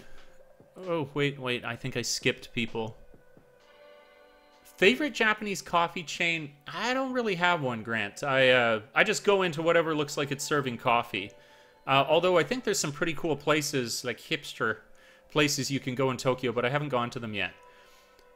Can you talk about how I got my novel out there? Did you meet a publisher to have to sell yourself, or did you get a third party to handle it? That's a good question, Boot. Basically, the guy who designed the cover for my book, which I constantly flash up here in the live streams, he used to run a publishing agency, and he said the way that things have developed in that market now is that you do not have to go through a publisher, and it's a waste of money. And he said that if you can market yourself like I try to do through my channel, then you could do just as well as you would were you to get a publisher, unless they did like a massive deal for you, which they're not going to do for me, like an unrecognized, unknown name. What I could do more, though, is shout out the fact that I actually have a book an ebook available on Amazon, but I don't do that as much as I could. It's a weakness I've had for my book, because I noticed when I first released my book, and then I made this video saying, hey, the book's out there. I saw, of course, this great like upswing in the amount of people who are reading it. But because I didn't follow that up with further marketing of it, I didn't see many more sales from it. So I could do more promotional things. Like I'm thinking, because also something I like to do to directly put, say, these donations that you guys are giving me, I want to put them directly back to the community on some occasions when I can. And I'll do that in the form of book giveaways or print giveaways, because I also have, like, it's not known, but I have like my website DaveTrippin Shoots, where you can buy my photo prints. But I also just like to do photo giveaways, so I'll probably be doing that. But alongside, like, I'll say, hey, by the way, if you guys want to read my book, but in the same video I'll say, also, by the way, I'm doing a photo print giveaway, so on and so forth. There's a lot that I could do to make more money, if you want to say it like that way, to support my channel. But I find a lot of smaller YouTubers like myself, as soon as they get just a grain of success, as soon as they have something over 10,000 subscribers, they think that they're hot shit. They think that they got a real channel, and they don't, and they start focusing all their attention on the money machine, where you're doing it way too soon. Like, why sell t-shirts when 3 people are going to buy them? Where you should be focusing on the quality of your videos and stuff. So I've tried to focus more on that than the marketing of the things that I have for sale, because I think that that'll just like go along with it. But could I be doing it better? Yes. No excuses. I could absolutely be marketing the book much better. Short answer to the question, I do not believe in publishers, as long as you have a community like I do who might be interested in what I'm doing. Okay, let's see. I remember reading somewhere that 1 in 5 Asians are descendants of Genghis Khan. Yeah, that guy, he smashed. He was smashing.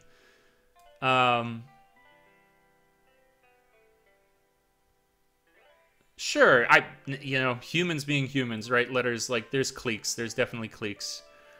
Off the top of my head, Starbucks, Tully's. There you go. Got some decaf. Japanese version of Tim Hortons, Doter, Tully, number of store-wise. Okay, yeah. Row of Time. After your experience in teaching English in Japan, would you recommend me doing it? If it's an interest you have, Roar, I would absolutely recommend doing it. The one thing I would say, though, is if you have an eye to do it and you're not content with whatever, you know, you see the salary at, plan for the future, whether that's through education or a better depth of understanding in the language, to be able to move to something beyond it, because you don't want to get here without a contingency for, well, what if this ends up being a dead end for myself? So, yeah, I'd recommend it, but I think having contingencies is always going to be a better idea than not. What's the most stressful moment you've had since living in Japan, and what has been recently gratifying and satisfying? What has been most stressful recently? Okay, here's a big one for me. I've like gone on and on and on about this to tell you guys a story about the comparison between junior high school versus elementary school. In junior high school, except for the rarest cases, you are going to... Okay, let's go to...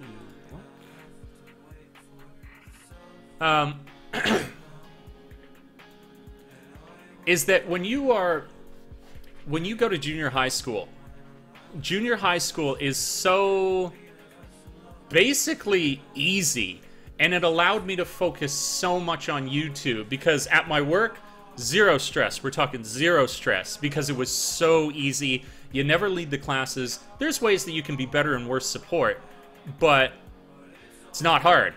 And so that allowed me to focus on YouTube, and so I didn't have that much stress.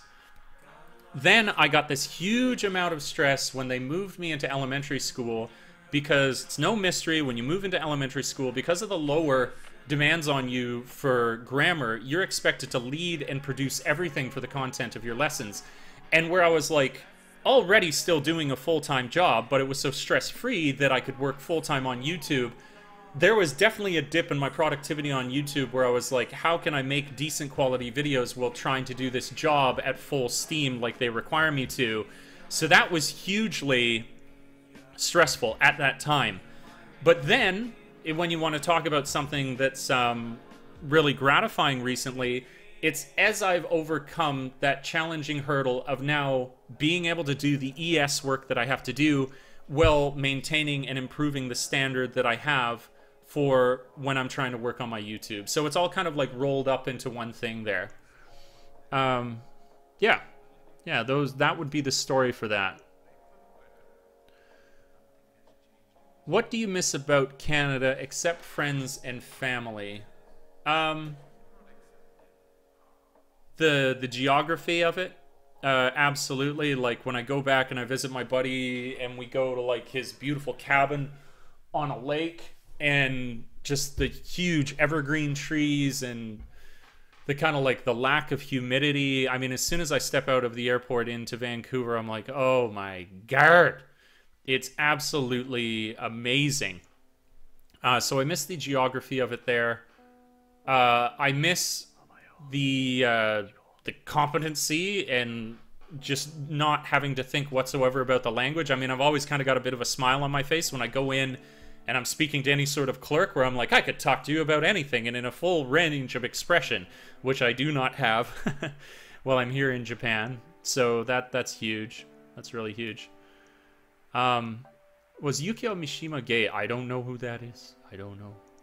I always see Dotur, or Doter, or whatever you want to call it, but I've never been in it, believe it or not.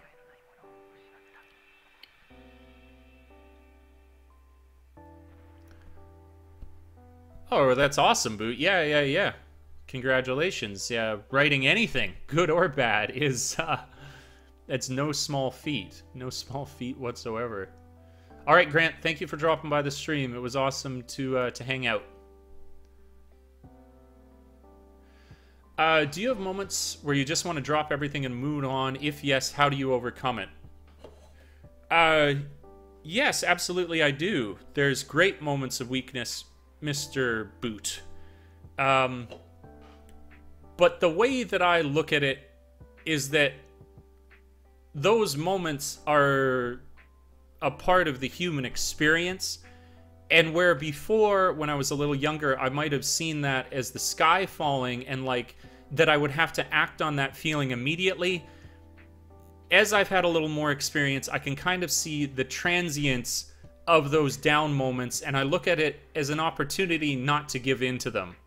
Where when things I know will roll around again, whether it's a month, a year, a week, or a day, then you're so much happier on the up end of things when you didn't give in to despair while things were so shitty. But I don't mean to deny those feelings either. When you're in those darker places, there's a reason for it sometimes that is more than you just being fatigued, and you want to know why. You want to reflect on that. Like I will harp on now and forever, struggle improves us, and understanding our struggles is very important. So just to discount them, this like, you know, somebody's crazy when you meet that person who's like just suspiciously giddily happy all the time, where I'm like, that's not real. And anybody who does that usually crashes way harder than somebody who seems like they got a bit of a shadow, a bit of darkness in them that acknowledges the full spectrum of experience. Young Sung Lee, have you been to Hitachi Seaside Park? If so, which season did you go? How was it? Yes, I have, Young. And I actually made a video about that. If you go into my travel videos, there's a video that I did there. And I went sort of when it was still hot. When apparently the greatest time to go is like right now, because all the things that you would see there have changed color and become more beautiful because of the season. What are your thoughts on Rich Piana? Is that like the huge jacked bodybuilder? Maybe, maybe not. I'm not totally I don't totally know.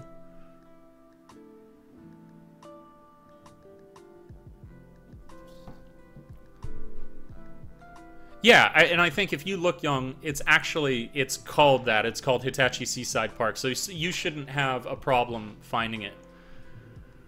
Dave, going back to the automation, have you seen how OpenAI's AI bot destroys the top professional Dota players after only 6 months? Yeah, I watched a full thing on that. I was even thinking of referencing that. He passed away. Well, that's sad. I was thinking of referencing that in the video, but I forgot to because I watched the whole thing on it.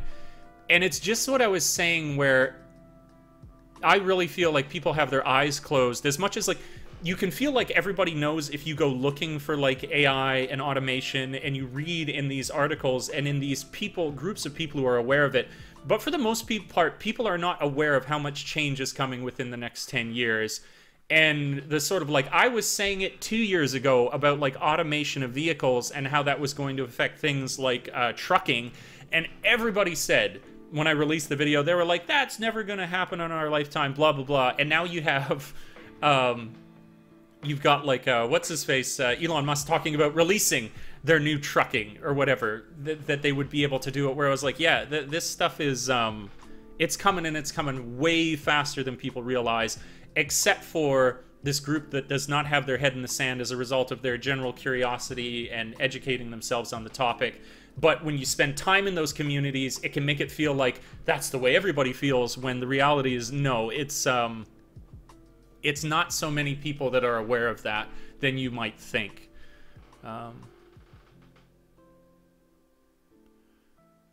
Hello, Ace. Welcome to the stream. Oh, my back.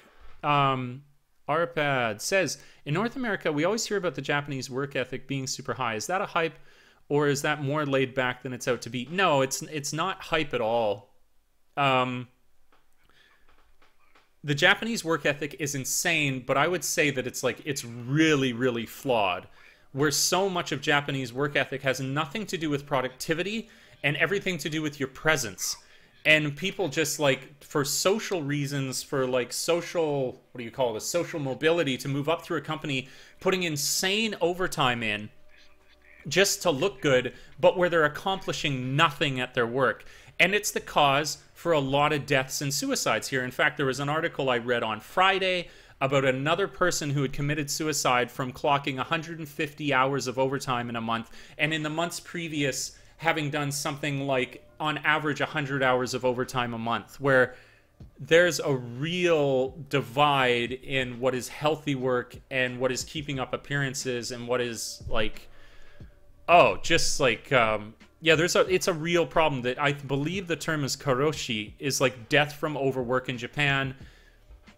But this is not a wholesale condemnation of their work ethic, where there's also really good qualities to it too, but everybody's working on something, man. Everybody's working on something, and everybody for this strength has this weakness. So it's a complex question. From what I know, I try to be. How do you handle negative people? Do you avoid them or cope with them? I usually find most negative people are people who, like the like saying I like to say, I could tell a little story now. There's nothing better, and I've told it in every single live stream that I talk about, but I thought that it was just the greatest example of metaphorical explanation of it that I've ever seen was in a Studio Ghibli film, which is not Najka, Princess Mononoke, or Mononoke Hime, for those in the know, where at the beginning of the movie, in this town, it comes under attack from a demon, and the hero goes out, of the story goes out to battle with this demon, and then they discover after they finally kill the demon that it wasn't truly a demon at all. It was a forest spirit that had been injured by someone, and so was in incredible pain, and it's that pain that turned them into a demon. And so the point being illustrated there is that pain makes people shitty, turns people into monsters. And I think most negative people, that's what they're doing. They're in such a state of suffering that they become shitty, and then they express that out in the world. And so the way that I like cope with negative people is usually, unless they're very close to me, to have nothing to do with them. But then if a friend turns shitty, I would try and see, is it something that just they're being careless and you need to check them? Or is it they're suffering from something where you could show some compassion to try and help them through it? Because I know that I turn into a monster in just the same way if I'm suffering. So for people who are just like a flashby in my life, or like say somebody writes some like brutal like negative comment in my videos, I don't even engage with them, because I'm like, dude, if this is like the form that you've chosen to take out your incredible rage on me, somebody that you've just barely seen in a video, I'm not going to make any sort of progress with you thinking I'll have a rational conversation with you. Somebody who's that angry, it's not about a rational resolving the situation rationally. It's that they're really angry and that they want to fight you. They want to like have an acid bath of emotion where they engage in a really nasty way. So for them, I just have nothing to do with them. For somebody that I might think more about, I give them the time of day and try and understand more and see what I could do to help them. No, Caleb, I'm actually... I don't do much overtime because as a foreign teacher employee, I don't have that same schedule. It's not in my contract. Oh, this is important. Possibly the most important question of the stream thus far. Boob guy or butt guy? Let's get real deep with Dave. That is, ooh. From the heart, I would say both. I think some people are going to call me greedy for that. You know, you decide. But just to what? That's like, I don't know. That's like choosing from one of your senses. Although we all know that we wouldn't need, what was it? Is taste the same as touch, though? Anyways, that's a tangent. No, I choose both. I defy your question, and I choose both boobs and butt. I've been really lucky, Caleb, with the positions that I've been in at my schools. I have not conflicted with anyone. It's been pretty good.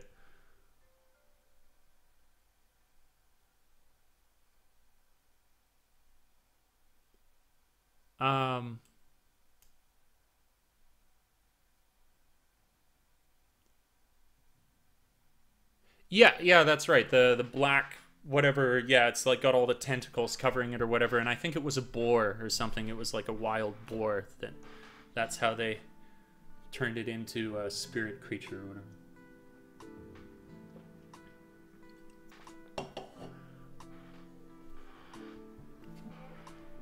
Holy emails. Okay. Awesome. Yep. Everybody getting in here for the books after the donations. That's great to see. Yes. Thank you, everyone who's emailed me for the letting me know about the books. I will absolutely do that. No, Ryan, I did not. I did not.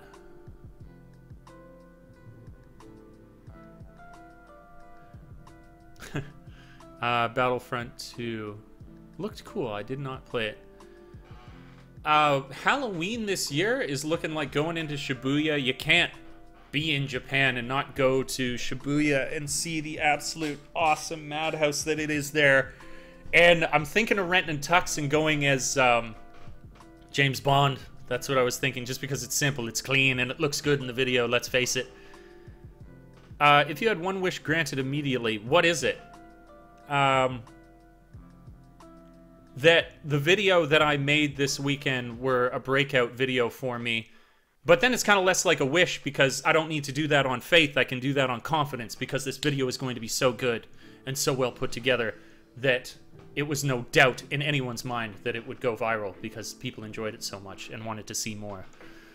Do you know anyone who's gone from teaching in Korea to teaching in Japan? If so, what are their thoughts? I don't know that they were teaching, but Simon and Martina came from Korea to Japan. Shibuya, not Shabuya. Shabu Shabu is a form of delicious, like, soup dinner. But Shibuya.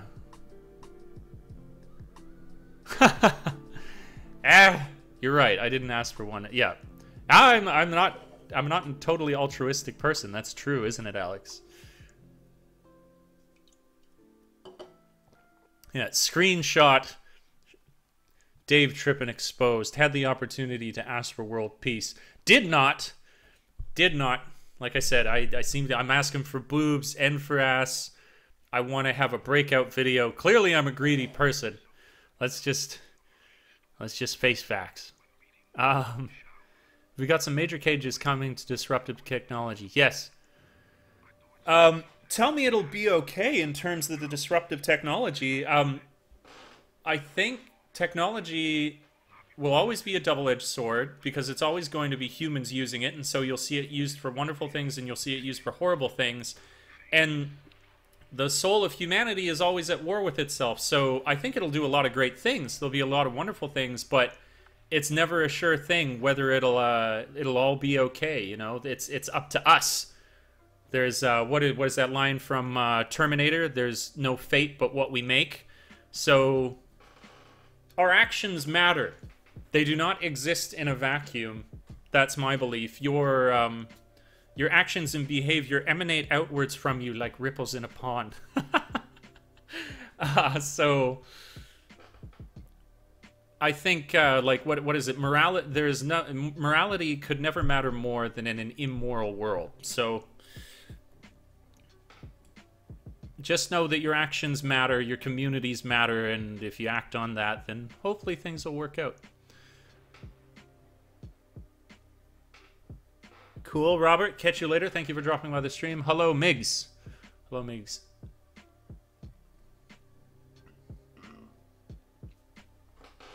Yeah, people use English teaching as a way to get into Japan. And there's a honeymoon period that fades.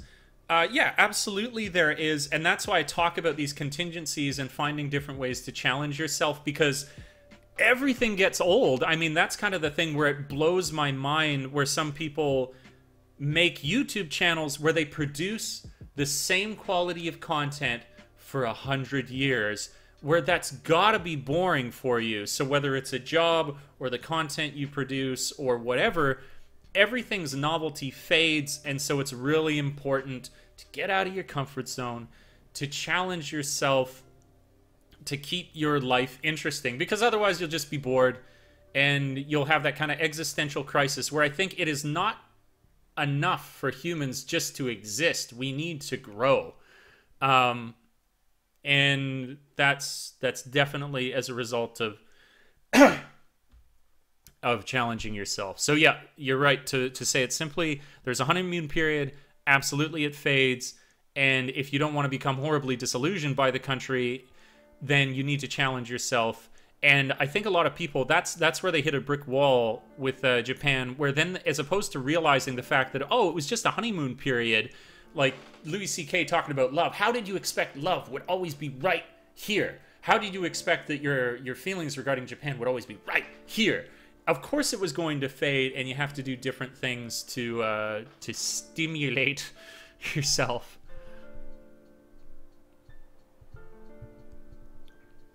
Ah, you're right, Rob. It is a shame.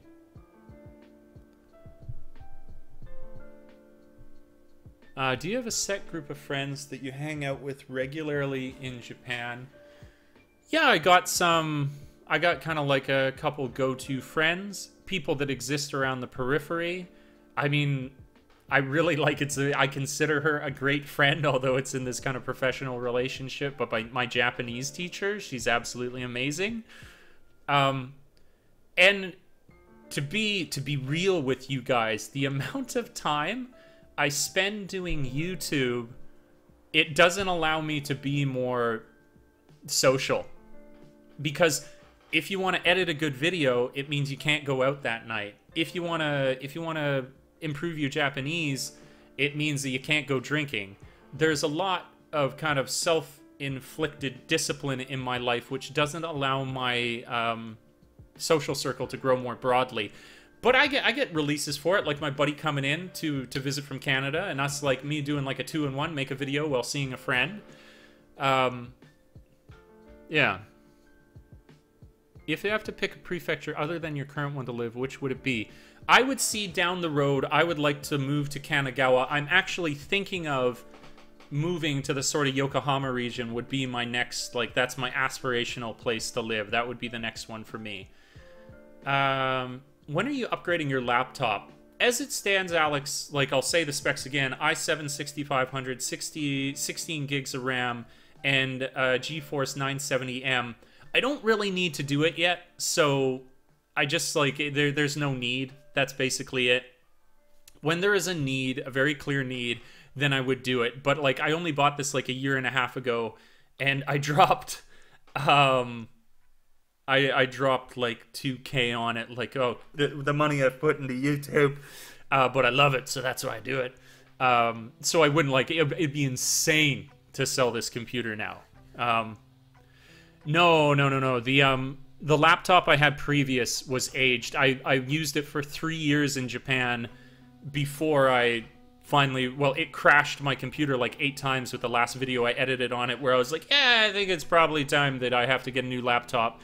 And I moved from using Sony Vegas editing software onto the Adobe Creative Suite and everything, like, boom, boom, boom. I upgraded. And, yep, thanks for doing that one there, Celine. Yeah, no, the Japanese do not tip, and they see it as an affront to God if you do. No. But they're like, I'm just doing my job. What are you feel like you need to give me more money because I'm not doing a good enough job? It's actually a touchy thing. It's a beautiful thing because you save so much money while eating out here.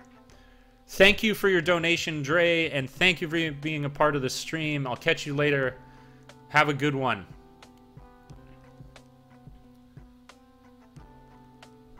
I don't even know what Beams is, D. What do you think about Mira converting to Islam and becoming a Muslim? To each your own. Honestly, I don't think about it. That's the honest answer. It's like it has nothing to do with me. It's her life. She can... I mean... Aside from the fact that I believe in a world with religious freedom, or call it like moral philosophical freedom, I think that's important. Freedom of beliefs, I believe, is what you would say. That's the only thing that matters to me, is like to have freedom of beliefs, and that if you're not doing to hurt anybody else, do whatever the fuck you want to do. So yeah, that's where I stand with her. I wrote on my Facebook, left a comment, something about Victor. I see. I have had tourists try to tip me in Australia, and it's a little bit awkward. Oh, my back. Why is it hurting so much? I know why. It's because I'm so jacked and shredded. Joking.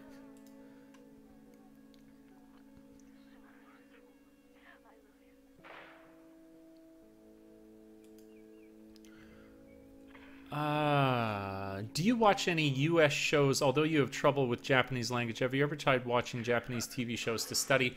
I haven't done that, Young, and it would be awesome, and it's something totally missing about my improvement in the language here. Let's see. Shows, though, the show that I watched, you guys have gotta watch this. It's hilarious. And I think it'll be a big breakout show on Netflix. It's called Big Mouth. And it's got, like, basically these kids going through puberty. And as they enter puberty, they have a hormone monster that shows up. And it's, like, the most vulgar, hilarious, amazing, well-written, story-focused, wicked adult cartoon show that I don't know in years. And so I'm so sad that it's over. Like, I know it'll be renewed for another season because I was like, there's no way. This is too good. It's going to be too popular.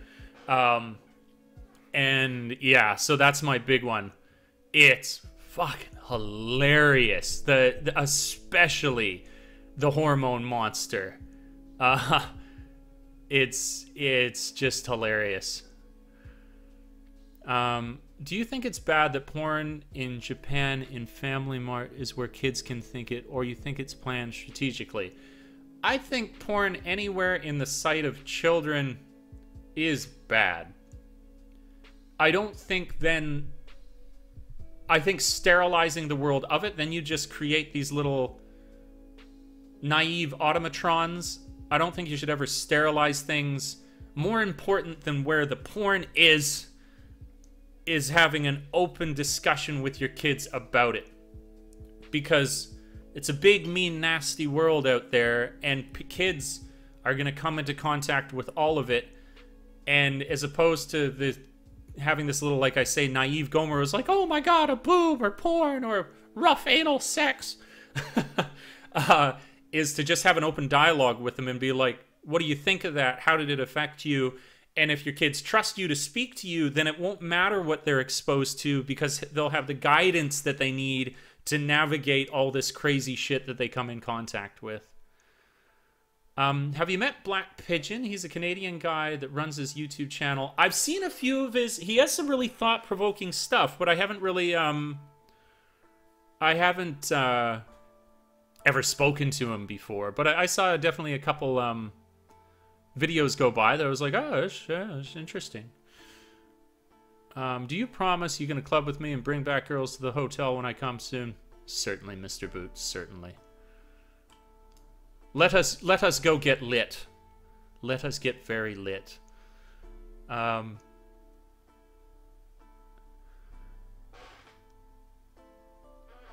Let's see here. Do you ever thought of filming Shinkansen or any trains inside? I think people would have a really interesting time. Like, ooh, Shinkansen. That's like a real buzz thing in Japan. I've never really thought of doing it before, but I think people would find that interesting. Never played pachinko and have no interest, young. Like, those places, I don't even mind smoking occasionally. Like, there's a time and a place, you're out with your buddies, you have a beer, you have a dirty, dirty rat. It's really nice. I enjoy that, but the noise and the smoke and the pure depressing atmosphere of pachinko, I just have no interest in whatsoever. Amongst the people that you know around you, would you say that there are many that are devout Buddhist? That's an interesting thing in Japan because Buddhism so pervades the culture in Japan that I think a lot of people are like culturally Buddhist because they don't even realize it's Buddhist, but there's just sort of Buddhist behaviors that occur, but they don't align themselves specifically with the religion, but it's so integral to your cultural experience in Japan that you see it manifested in that way.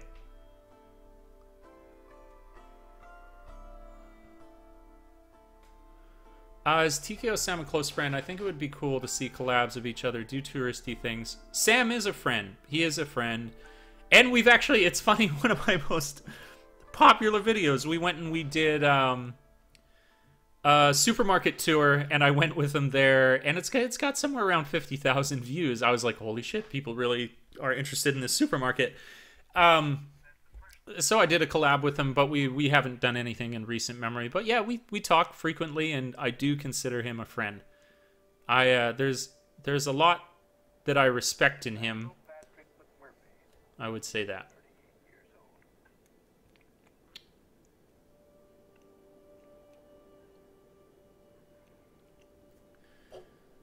I think This is cool. I was listening to this again. I'll shout him out again here. Phoenix, Feenix. Go to his thing here if people want to follow him. Phoenix. This little bit of like sound clip that he edited in is awesome.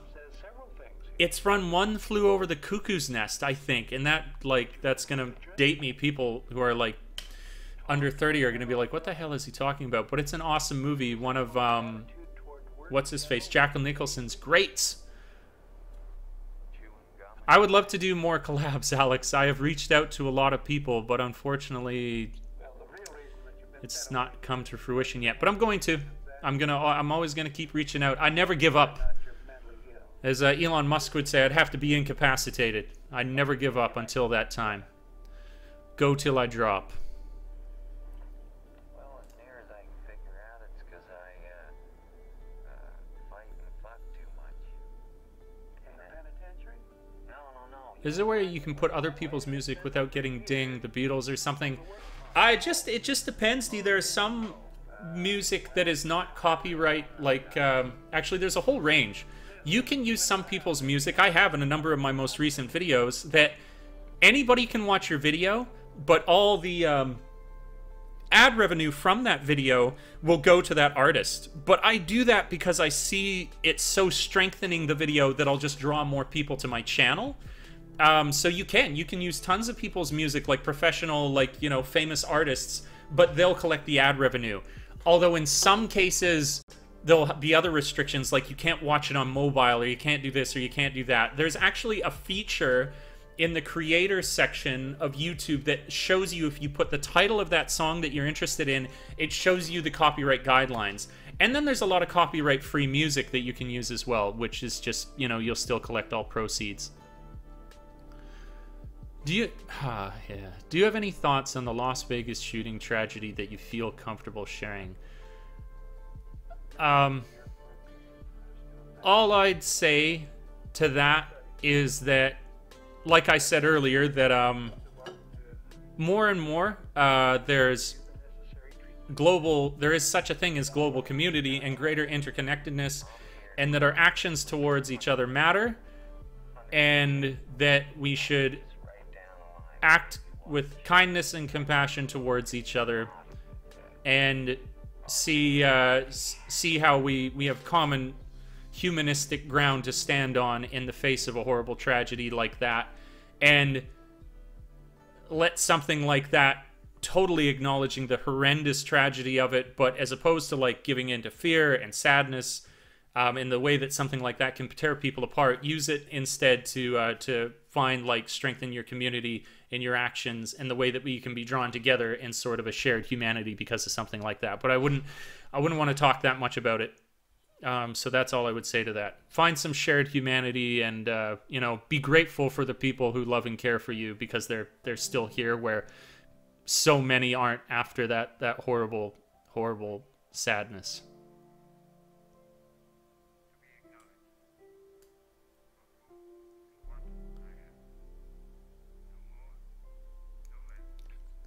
Wow, that's horrible, Young. Whew. Really? Oh, okay, I was wrong about Nightcrawler, eh? Okay, my bad. Still a great movie, though, wouldn't you agree?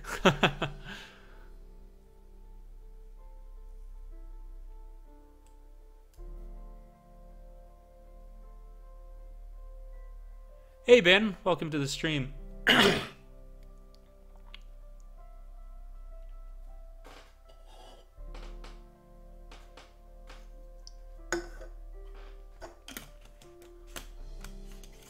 Holy shit, eh? That is some darkness. Oh, that is real dark.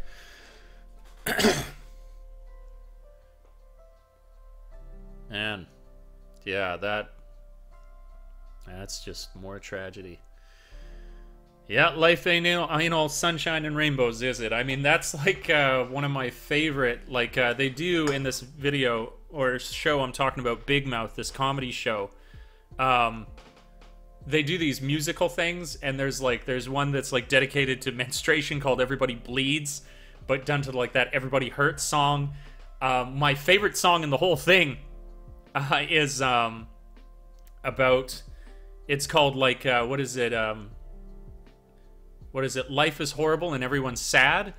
And it's like, it's really funny because they walk that fine line in the show, but just acknowledging how like screwed up and crazy life is. And they do like a really, really good job of it without seeming, you know, like giving in to this kind of thing. Yes, Rob, I'm a huge fan of Carl Sagan, and in fact, a video I was so proud to have done well, because it was kind of like me trying to spread my creative wings, was a guide for letting go, and a sound edit I used in that video was from one of Carl Sagan's speeches. And I mean, it was the sort of thing I didn't think that anybody was gonna necessarily identify, but I wanted to put that little bit of that wise sage's flavor into the video. So yeah, it's funny, some people like when they want to relax, you know, they'll put on music, they'll do this, they'll do that, but when I want to relax, I listen to people that I respect. And he's one of them. I love listening to Carl Sagan, whatever lectures that he does. Another person who like really like calms me down is, I love listening to Alan Watts. I love listening to his coincidentally, he's also, I put sound clips of, he's the kind of, Alan Watts carries that through in that whole video.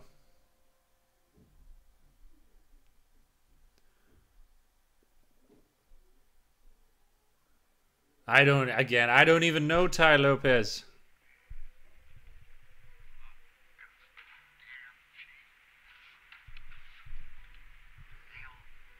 Certain hot topics in Japan. That's a really interesting question. What would be like a culturally hot topic for people?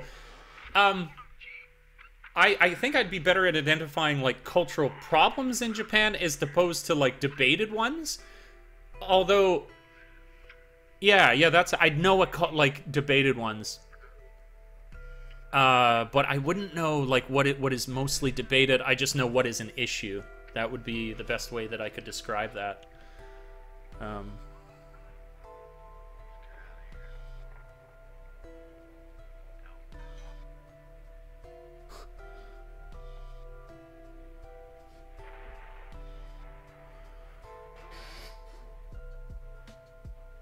Yeah, Carl Sagan. You can never go wrong with a nice Alan Watts or Carl Sagan drop into your DJ set. Yes, that's a good choice.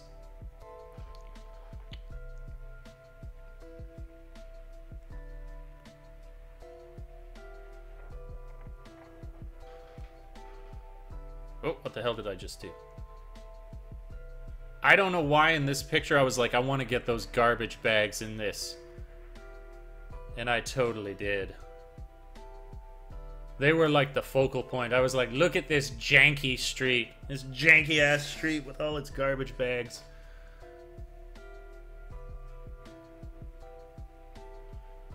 I thought this picture would do so well of this, all these vending machines in this guy, but it did horrible.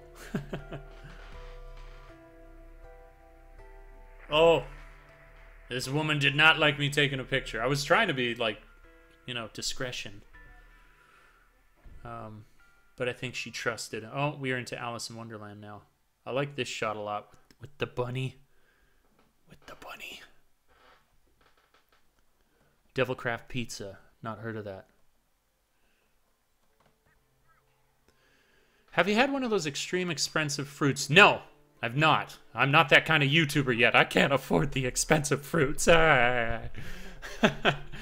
But one day, maybe that'll be my next greedy 1 million subscriber goal. Is to do a fancy fruit video, because I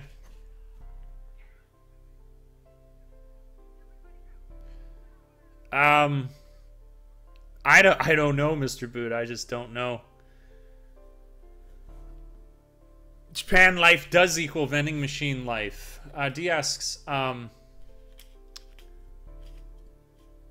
what's a Dave go-to when approaching a woman? Any tips?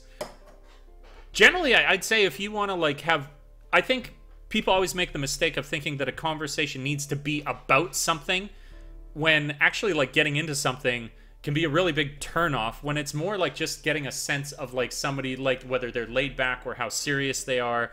Is that if you're gonna strike up a conversation, just make it fun and playful, and don't so much worry about the exact content as sort of the feeling that you're giving or conveying while you're doing it. And stay away from hot, you know, like, brutal topics where they're like, wow, we just went stampeding for, like, you know, abortion. Why is that in the first conversation that we had? Like, one of my favorite things to, like, talk about if I've just met somebody for fun and you're, like, getting a sense of their personality is, like, favorite color. You know, silly things like that where they're like, oh, well, I like green. And then you're like, oh, well, green means you must like nature. Like, there's no... It's just playful. Most of what I try and be in a conversation, just be playful, have fun, and don't think so much that there has to be, like, a point to the conversation where people are like, oh God, I have nothing to say. You don't need anything to say. You just need to be having fun and letting the conversation flow, and it's more about your energy. It's about a good energy, making meat helmets during the summer, and having a mother was a prostitute with webbed feet from Bruges.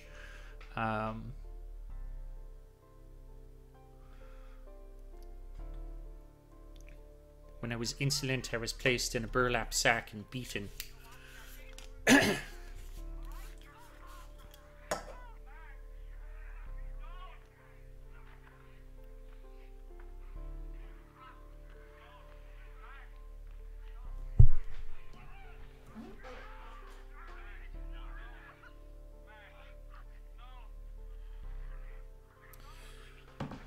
Oh, man.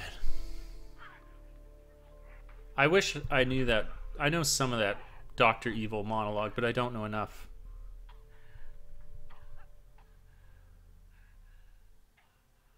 Oh, man.